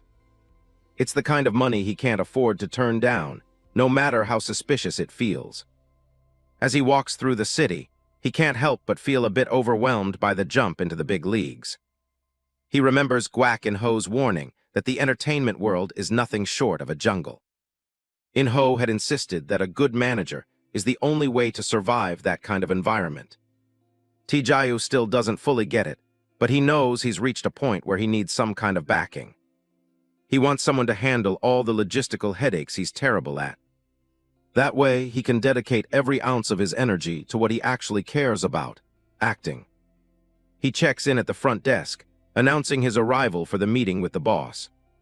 The receptionist recognizes the name immediately, handing him a pass and directing him to the 4th floor. He steps into the elevator and hits the button for his destination. He's impressed by the scale of the place, noting that an 8-story building is a serious upgrade. The whole office has a surprisingly relaxed energy, which makes him feel a little more at ease. He takes a breath as he walks toward the meeting room, determined to handle this professionally. Inside, Yoon Se-op is already questioning the background of their potential new star. Looking over the resume, he's stunned to see absolutely no experience and no formal training. Kwang-woo is even more baffled, wondering if Tae-gyu had some kind of secret tutor to get that good. Outside the door, Tae-gyu peeks in, catching the end of their conversation. He realizes they're dissecting his life before he's even stepped inside. Yoon Se-op lists off his lack of credentials. No theater, no film school, nothing but a tiny studio apartment. Kwang-woo concludes that he must be one of those obsessives who does nothing but live and breathe his craft. Yoon Se-op nods, certain they've finally pinned down exactly what kind of person they're dealing with. Yoon Se-op stares with a predatory intensity, his mind already set on claiming the rookie actor for himself. There's a fundamental difference in how people view the world based on whether they are satisfied with what they have or are driven by what they don't. Those who have already achieved greatness look down to maintain their status and assets. But those who are still climbing look upward, obsessed with the heights they haven't yet reached. Do Yoon-seop falls squarely into the latter category, a man fueled by an insatiable ambition. He didn't build YKB Entertainment alone. He did it alongside his lifelong friend and business partner, Kim Kwang-woo. Despite his current status as a wealthy and successful mogul, Yoon-seop's hunger hasn't faded. He won't be satisfied until he's at the absolute top of the industry. That raw, burning desire is so potent it can practically be felt by anyone in the room with him. Ever since witnessing Tae-gyu's performance, an overwhelming obsession has taken root in his mind. The memory of that intense moment is like a fire that refuses to be extinguished. Lee Tae-gyu's chilling presence has been permanently seared into his brain. Kim Kwang-woo suggests they shouldn't be too aggressive with the contract, wanting to avoid looking like common thugs during the negotiation. The door creaks open, and Lee Tae-gyu steps into the room with a quiet, humble greeting. Yoon-seop greets him with a practiced, welcoming smile masking his inner shark. He introduces himself as the CEO and gestures toward the famous Kim Kwang-woo, who offers a polite welcome of his own. The two of them have a well-oiled plan: use Kwang-woo's physical presence and Yoon-seop's sharp intellect to dominate the rookie. It's the classic good cop, bad cop routine, designed by a CEO known throughout the industry for his fox-like cunning. Their goal is to break the young actor's confidence, so they can snatch him up on their own terms before anyone else can. Kwang-woo invites him to take a seat, his friendly demeanor belying the trap they've laid. Yoon-seop figures the $1,000,000 travel fee and the pressure of a private meeting with top executives will be enough to make the kid fold. He's convinced that Tae-gyu is the one who should be feeling desperate to secure this once-in-a-lifetime chance. Before taking a seat, however, Tae-gyu pauses and asks if he can clarify one thing first. Yoon-seop, thinking he has the upper hand, encourages him to go ahead and speak his mind. The air in the room suddenly shifts as Tae-gyu's aura darkens, his eyes taking on a sharp, knowing glint. Kim Kwang-woo blinks, caught off guard by the sudden change in the young man's energy. He starts to break a sweat, realizing they may have underestimated the rookie's perception. Tae-gyu cuts straight to the point, asking if this meeting is just a ploy to sign him for cheap while his market value is still technically zero. Tae-gyu walks into the office with a steady, heavy stride. He enters the high-rise meeting room where Kim Kwang-woo is already waiting. The veteran actor is immediately thrown off by the rookie's intense presence. Tae-gyu stares down the CEO, looking like anything but a nervous newcomer. CEO Do Yoon-seop gives him a half-smirk and tells him to take a seat. Tae-gyu knows the script reading is coming up soon, and it's a big deal. He notes that these readings are basically just business card exchanges for agencies. So he cuts right to the chase and asks why the CEO wanted a private meeting before then. Yoon-seop looks him over, clearly sizing him up. He lets out a dry laugh, amused by how aggressive this kid is being. Tae-gyu just sits there, blank-faced and waiting. The CEO mentions he's heard things from director Jai about the lack of good new actors lately. He offers a fake apology if the early meeting felt like pressure. Then he raises a finger, wanting to clarify one thing. He confirms that, yes, everyone usually networks at these readings. But that's for the big names, the leads and established supporting cast. He gets blunt, telling Tae-gyu that a minor role like his usually just gets buried. He points right at him, asking why any major official would bother looking his way. Tae-gyu doesn't flinch. He just looks back with cold, steady eyes. Then a sharp, confident smile breaks across his face. Kwang-woo watches the exchange, sensing the shift in the room. The CEO waits for the rookie to explain himself. Tae-gyu brings up the $1,000,001 the agency sent him earlier. And the fact that they tracked down his number the second his audition ended. He calls them out for trying to buy his favor before anyone else could. He leans in, telling the CEO there's only one reason for all this effort. Because it makes money. Yoon-seop asks if he's really claiming he has more skill than the lead actors. Tae-gyu just shrugs. If he weren't that good, he wouldn't even be there. The CEO is taken aback by the level of ego coming from a nobody. He remembers seeing that same intense, hungry look on the screen before. He realizes that what's driving this kid isn't talent, it's pure, unadulterated greed. It's a feeling Yoon-seop knows well. It's like he's looking in a mirror. He's curious now, wanting to see how far this monster can actually go. Tae-gyu starts listing his non-negotiable terms for the contract. The CEO listens, finding the whole situation more and more interesting. Tae-gyu wants every commercial role he can get and refuses to do slow, artsy films. He has zero intention of being a mysterious celebrity. He's here to work and get paid. He finishes his list, making it clear that he'll walk away if they can't agree. The negotiation ends up going on way longer than anyone expected. By the end of it, Yoon-seop's gut feeling is completely confirmed. He knows for a fact that the rookie in front of him is a predator, just like him. Tae-gyu carefully gauges the intensity of his own greed, playing a mental game of push and pull with the CEO.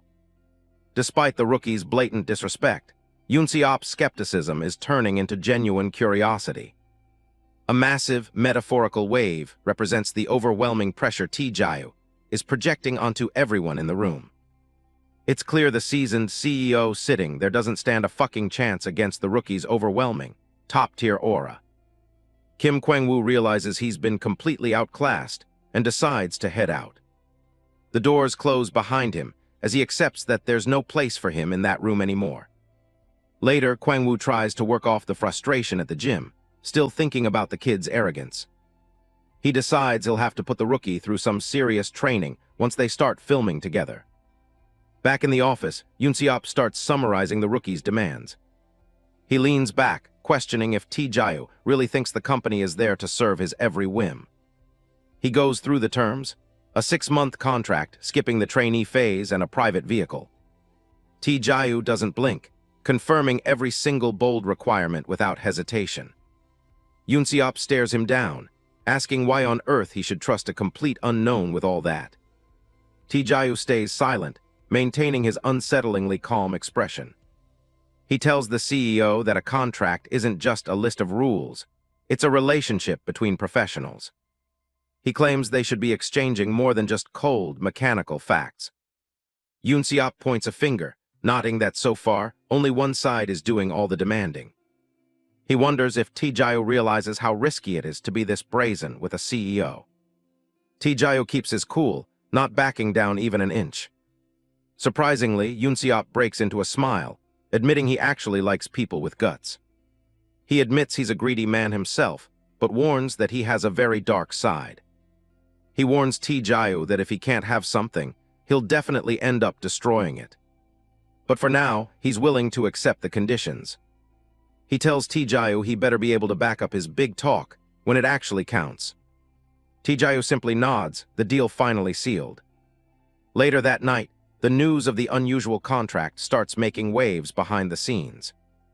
Kwang-woo is still fuming, talking about the ridiculous 6-month deal the rookie managed to snag. He's convinced the kid is just poking around to get a better offer from a top agency. Yoon-seop just listens, looking remarkably relaxed for a man who just got hustled. Kwang-woo can't believe the CEO just let all those demands slide.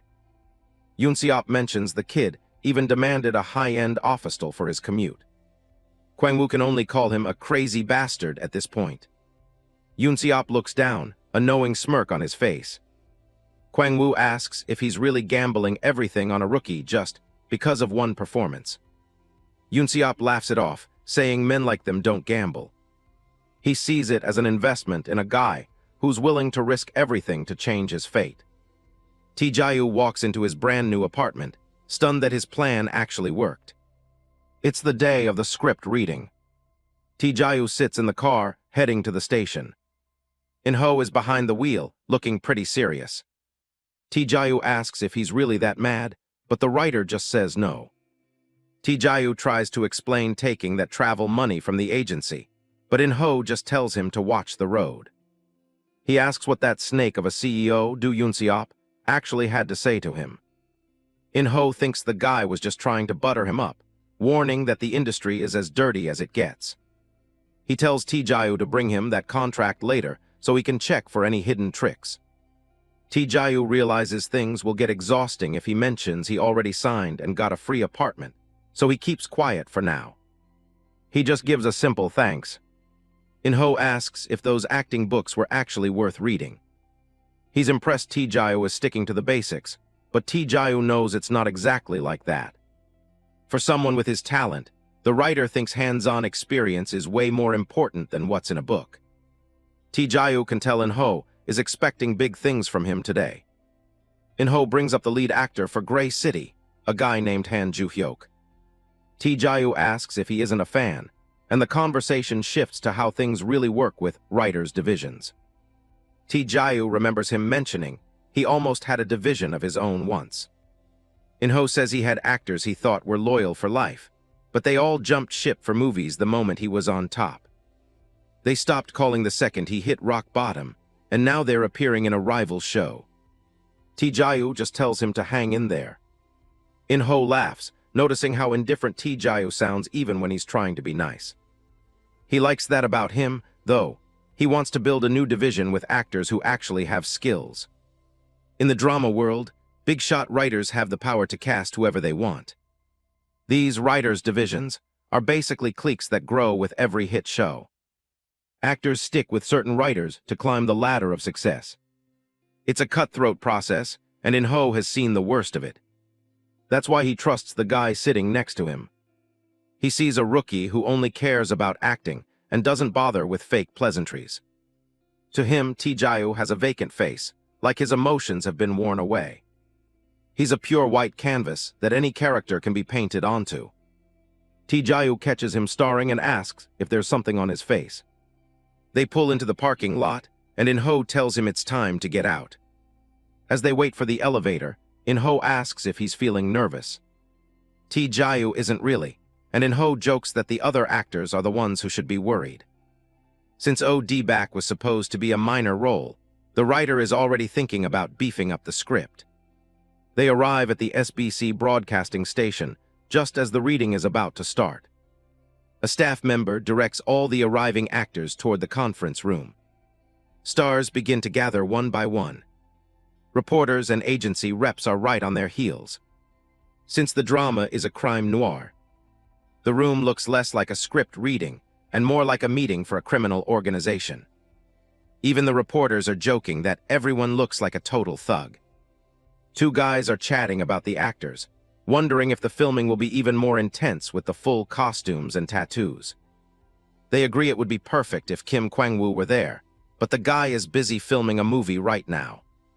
They mention Kim Kwang-woo is with YKB Enter, and one asks if the agency really put an idol in this drama. The other guy laughs, saying that idol is out after he supposedly met some gambler at the audition and pissed himself. His buddy is stunned, barely believing a rookie could pull that off.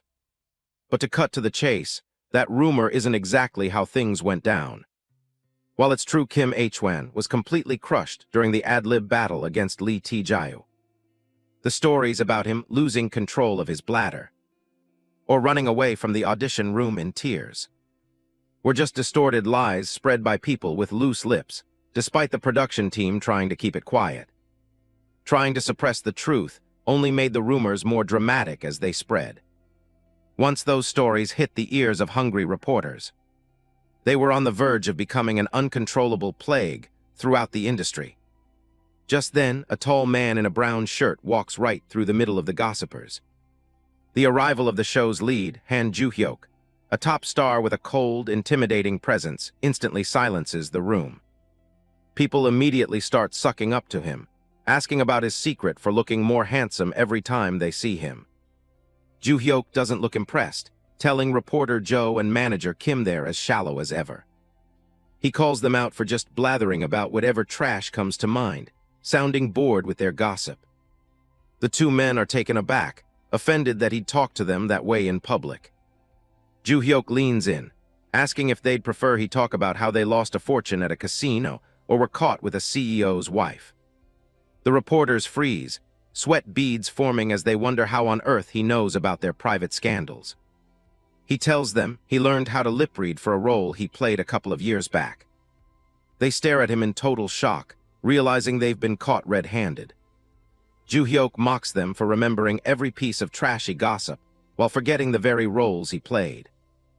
He suggests they try sticking to the facts from now on, giving them a chillingly polite please. They can only stammer out an apology, completely defeated by his aura. But before he leaves, Ju-hyuk stops to ask one more thing. He points across the room, his eyes narrowing as he identifies a target. He's looking at Lee Tae-gyu, whom he considers just some piece of trash that writer Gwack shoved into the production. The reporters confirm that's him, the rookie everyone's been whispering about. Ju-hyuk walks off, saying they're lucky he hates nepotism hires even more than he hates gossipers. 9 hours earlier at 5:43 in the morning, Kim H-wan is wide awake in his room, hunched over and looking miserable. He's mumbling Tae-gyu's name over and over, obsessed with that gambling addict performance he saw at the audition. He remembers the moment he asked Tae-gyu if he'd really never learned how to act. His manager's voice rings in his head, saying that level of skill is impossible for an untrained idol. He flashes back to Ju-hyuk, actually praising the rookie for his amazing performance. He sees Tae-gyu's unsettling smirk again, the one he wore when he became Debak. That eerie laugh still haunts him. He can't stop thinking about the moment Tae-gyu realized he'd never actually gambled a day in his life. Back in his room, H-wan clutches his chest in frustration, his eyes filled with a mix of fear and envy. He collapses onto his bed, tormented by the fact that he can't even come close to acting like that monster. Kim H-wan is in tears, his face contorted with a mix of awe and frustration as he thinks about Lee Tae-gyu. He wonders if everything he saw was just part of an elaborate performance by the rookie. Back at the reading, the room is full of seasoned actors, starting with the slick and smiling Oh-ho. The large and friendly-looking Jang Seok-tae greets his colleagues as they settle in. Ma Gi-baeum, a young actor with freckles and messy hair, mentions seeing a fellow actor in a recent commercial. Namgung Yang-soo, who keeps his hair in a ponytail, returns the greeting with a casual, long time no see. Watching the veteran actors joke about their typecast roles as gangsters and loan sharks, a man in a beanie observes the gathering. This is the man who will have to capture all of their performances on film. Director of photography Choi Seong-cheol sits among the group, looking visibly stiff with nerves. He's already sweating, struggling to see the difference between the gangster and loan shark characters the actors are discussing. He only joined the production of Grey City yesterday, a last-minute addition to the team. As the DP, he's responsible for the visual look of the drama, a role that usually starts at the very beginning of planning. But after last week's closed audition, the original DP had to drop out due to an urgent personal issue. With the production in a bind, the head of the SBC drama department sent out an emergency call to Seong-cheol. Seong-cheol had hesitated at first, but he couldn't turn down the request from the person he owed a major favor to. Besides, joining a high-profile project like this wasn't exactly a bad deal for his career. His eyes widen as he sees the production's biggest star walk into the room. The top-tier actor, Han Ju-hyuk, carries himself with an air of cold, effortless authority. He's a star with no real rivals in his age group, famous for his ability to convey powerful emotions with just a look. For a DP like Seong-cheol, getting the chance to work with someone like Ju-hyuk is a dream come true. He mentally rates Ju-hyuk's appearance, giving that insane face an 8.7, which could easily go past a 9 if he's in top form. By comparison, the other actors in the room, Gi-ho, Gi-baeum, Yang-soo, and Seok-tae, all fall much lower on his aesthetic scale. Seong-cheol grins to himself, thinking that Ju-hyuk is a walking masterpiece of mise-en-scene who makes the whole project worth it.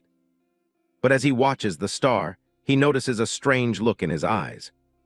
He realizes that Ju-hyuk's gaze isn't on the veterans, but fixed intently on someone else in the room. He follows that gaze to the back of a young man sitting quietly at the table. The director of the drama, Jae Cheol-jun, introduces himself to the cast, admitting he's a little nervous as they begin. Beside him is Kwak In-ho, the writer of the script, who asks the actors for their initial thoughts on his work.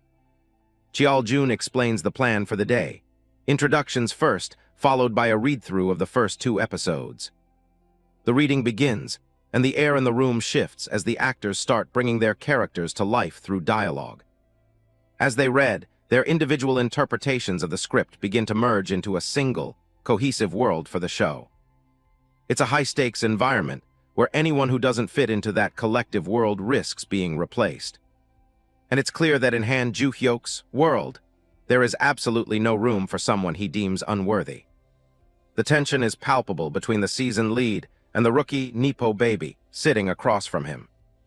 Tae-gyu is captivated by the skill on display, his eyes wide as he watches the professional's work. He's amazed at how effortlessly the actors transition between tears, rage, and laughter. He feels a pang of insecurity, realizing that these real actors are on an entirely different level than he is. Han Ju-hyuk delivers his lines with a biting intensity, fully embodying the character's frustration and drive. Tae-gyu realizes these lines belong to the drama's protagonist, Kang Hyuk. He watches the star's performance with a new sense of gravity, finally putting a name to the face. Back in a flashback, the elevator doors open as a mentor figure offers some advice before a different meeting. Kwak In-ho holds up two fingers, explaining that script readings always reveal two types of actors, those who show everything and those who hold back. Inside the elevator, Kwak In-ho gives Tae-gyu a final piece of advice, telling him to watch the lead actor closely to understand the show's tone. He mentions that while Kwak In-ho's assessment of Han Ju-hyuk was accurate, it didn't tell the whole story.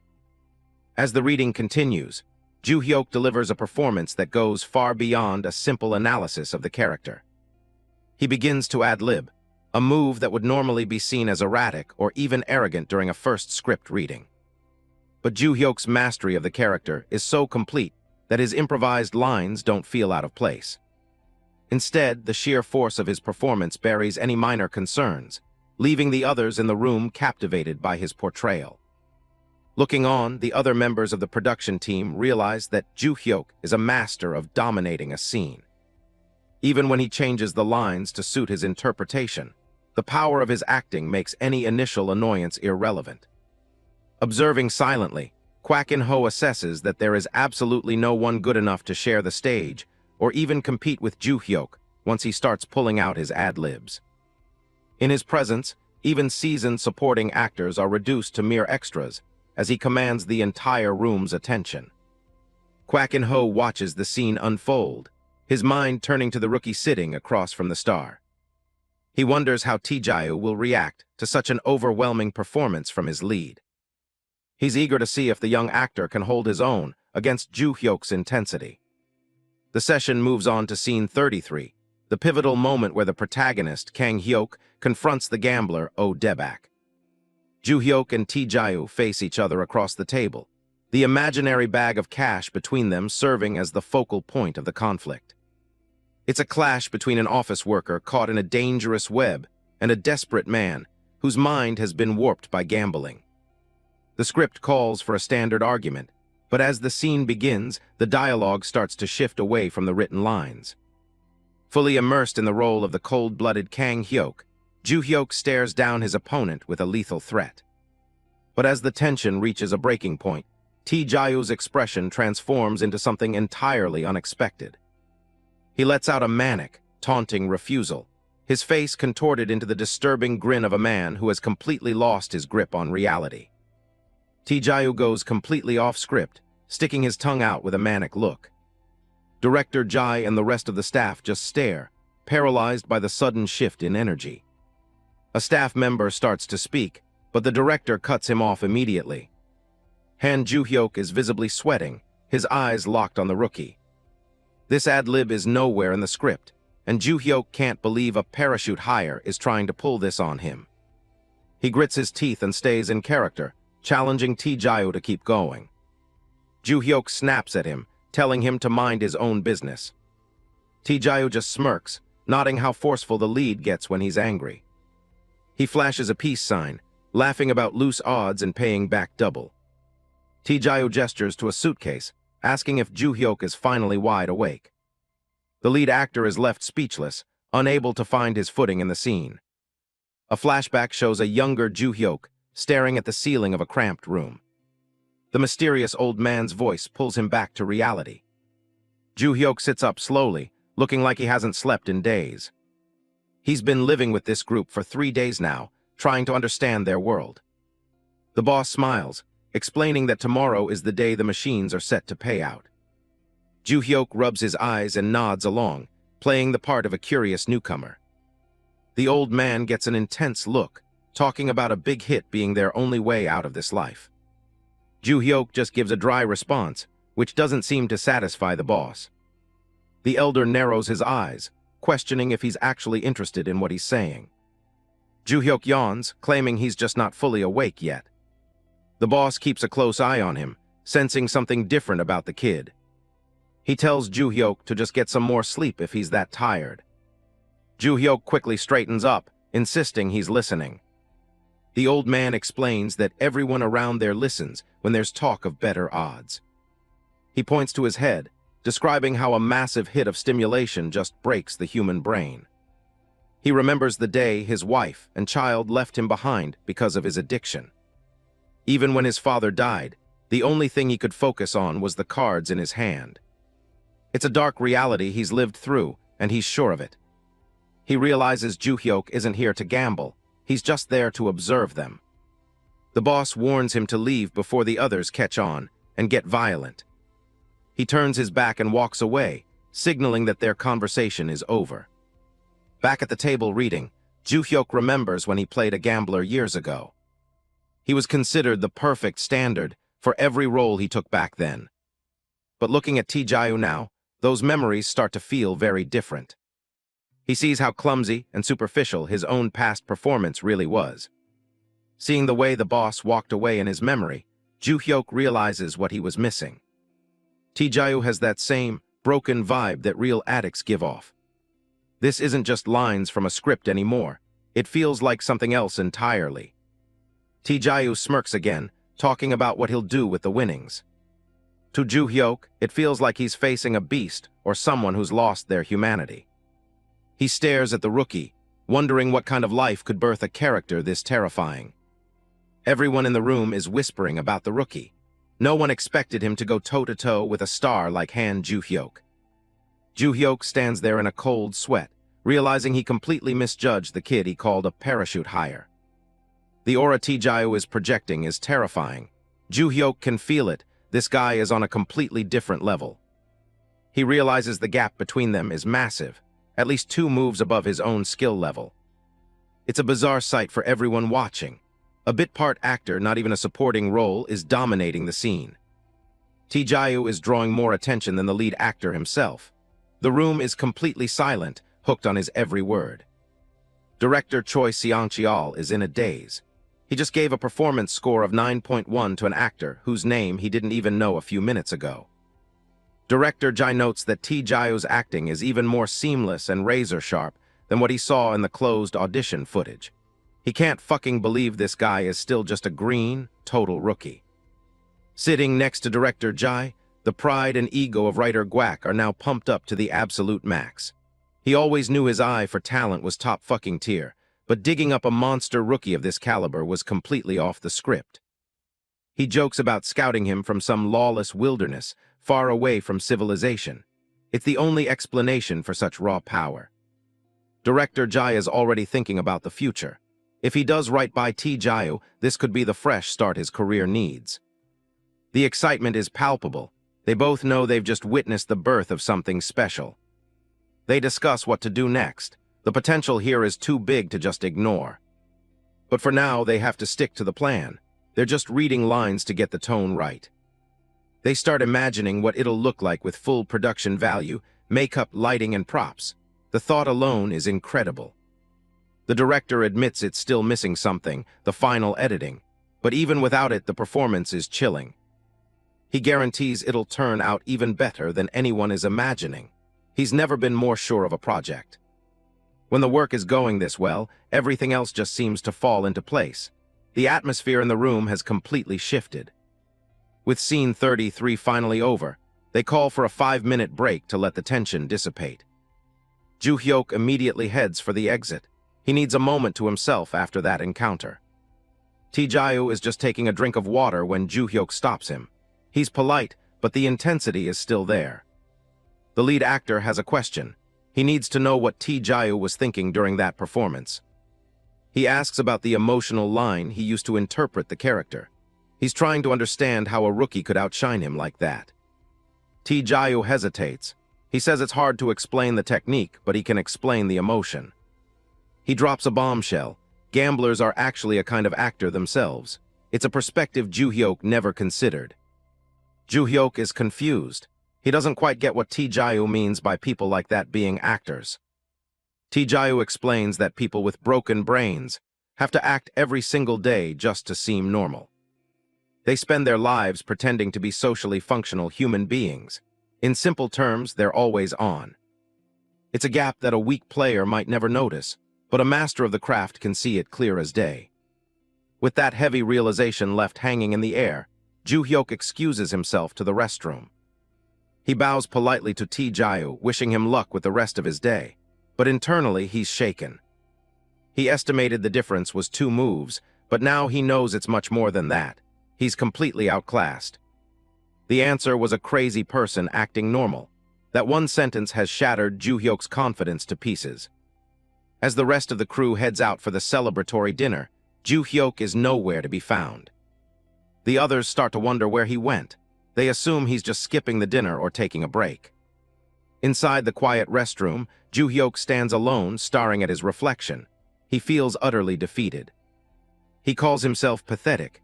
The top star who everyone looked up to just got schooled by a nobody.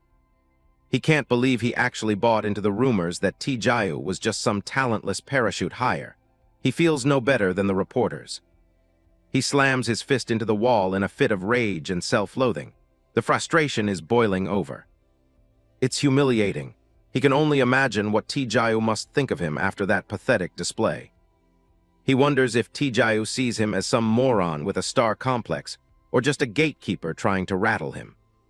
He remembers that sudden change in expression. It wasn't just acting, it was like facing a different creature entirely. Inside the restroom, Han Joo-hyuk stares blankly at the wall, questioning everything he thought he knew about acting. A man in a red suit with tired eyes walks in. It's Joo-hyuk's manager and he's not happy. He heard the star punching the wall from outside. Joo-hyuk admits he always dreamed of being a cool veteran who supports rookies, not someone who's threatened by them. The manager listens silently as the top star continues his moment of rare self-reflection. He clenches his bruised fist, adding how pathetic he acted today by worrying more about his fame than the art. Suddenly, Joo-hyuk has an idea. He asks his manager if they can recruit that rookie to their agency before someone else grabs him. The manager tells him to drop it for now and just come out for the team dinner. A good meal might clear his head. Joo-hyuk agrees, knowing that if he skips the dinner, the gossip will only get worse. He has to face them. The manager is relieved to see a bit of the old Joo-hyuk back. He leads the way out to the restaurant. Cut to the team dinner at Good Meat House, where the aroma of grilled pork fills the air. A perfectly grilled piece of pork belly sits on the chopsticks, ready to be devoured. Lee Tae-gyu takes a satisfied bite, seemingly unaffected by the drama of the afternoon. Gwak In-ho, the muscular veteran, asks Tae-gyu how many business cards he collected after the reading. He guesses around 7. Gwak In-ho is curious to know which major agencies are trying to scout the new talent.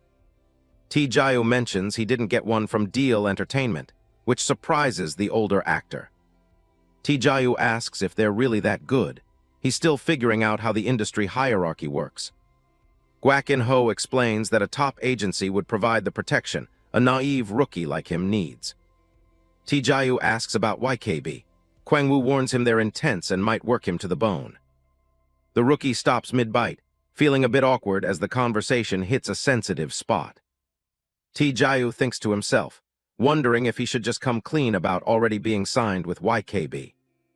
Gwak In-ho continues his encouragement, telling him that soon nobody will be brave enough to look down on him. He tells Tae-gyu to just look around the room. Something has clearly changed. Nearby, a group of actors is arguing loudly about the proper way to portray a detective. They're incredibly passionate. Another actor shouts back, insisting that the vibe has to be completely different for his thug character. They're even debating the finer details of prosecutor acting. They're completely absorbed in their craft. Tae-gyu watches them, surprised by the sudden intensity coming from the rest of the cast. Gwak In-ho laughs, nodding that they're all fired up now. It's a total contrast to earlier in the day. Before the reading, everyone was just treating this as a filler show for their resumes, making idle small talk. Gwak In-ho says they had zero passion before. They were just going through the motions. Tae-gyu asks if he's saying they're this excited just because they saw him act. It's hard for him to believe. Exactly, competition, embarrassment, or inspiration. Whatever it is, Tae-gyu's performance lit a fire under them. Gwak In-ho thinks Gray City might actually stand a chance now, even against massive A-list projects like Italian Romance. Tae-gyu vows to give it his all, but then Kwang-woo notices the grill is still full. He asks why the kid isn't eating. Tae-gyu insists he's eating plenty, but the pile of untouched pork belly says otherwise. Gwak In-ho calls him out on it. He's never seen the rookie eat so little. Something is definitely up. Tae-gyu jokes that maybe they should be eating high-end beef instead of pork. It's a classic evasion tactic. Gwak In-ho laughs, teasing him for having such expensive taste so early in his career. Beef or tuna, maybe. Then he remembers. Tae-gyu used to have a real favorite that he'd eat mountains of. "L.A. Galbi," he shouts, but their trip down memory lane is cut short by a sudden loud disturbance at the door. A man stumbles into the restaurant, looking completely disheveled and drunk. It's director Choi Seong-cheol. The director, brandishing a broken green bottle, starts screaming about the importance of mise-en scene. He's a total mess. Gwak In-ho and Tae-gyu watch in stunned silence. The director is completely wasted and seems ready to start a fight with anyone. Choi Seong-cheol, the cinematography director, stumbles over and introduces himself with a loud, drunken whoops. He sits down heavily, shoving Kim Kwang-woo aside. He complains that joining this project so suddenly has been a massive headache. Behind them, the main table is a scene of pure chaos as the rest of the crew drinks and cheers loudly. Turning back to Gwak In-ho, the director insults him, rating him as a 3 and refusing to speak to anyone who doesn't meet his standard of 5. Gwak In-ho is ready to explode, but Tae-gyu keeps a calm smile, urging his friend to just let the drunk man's comments slide.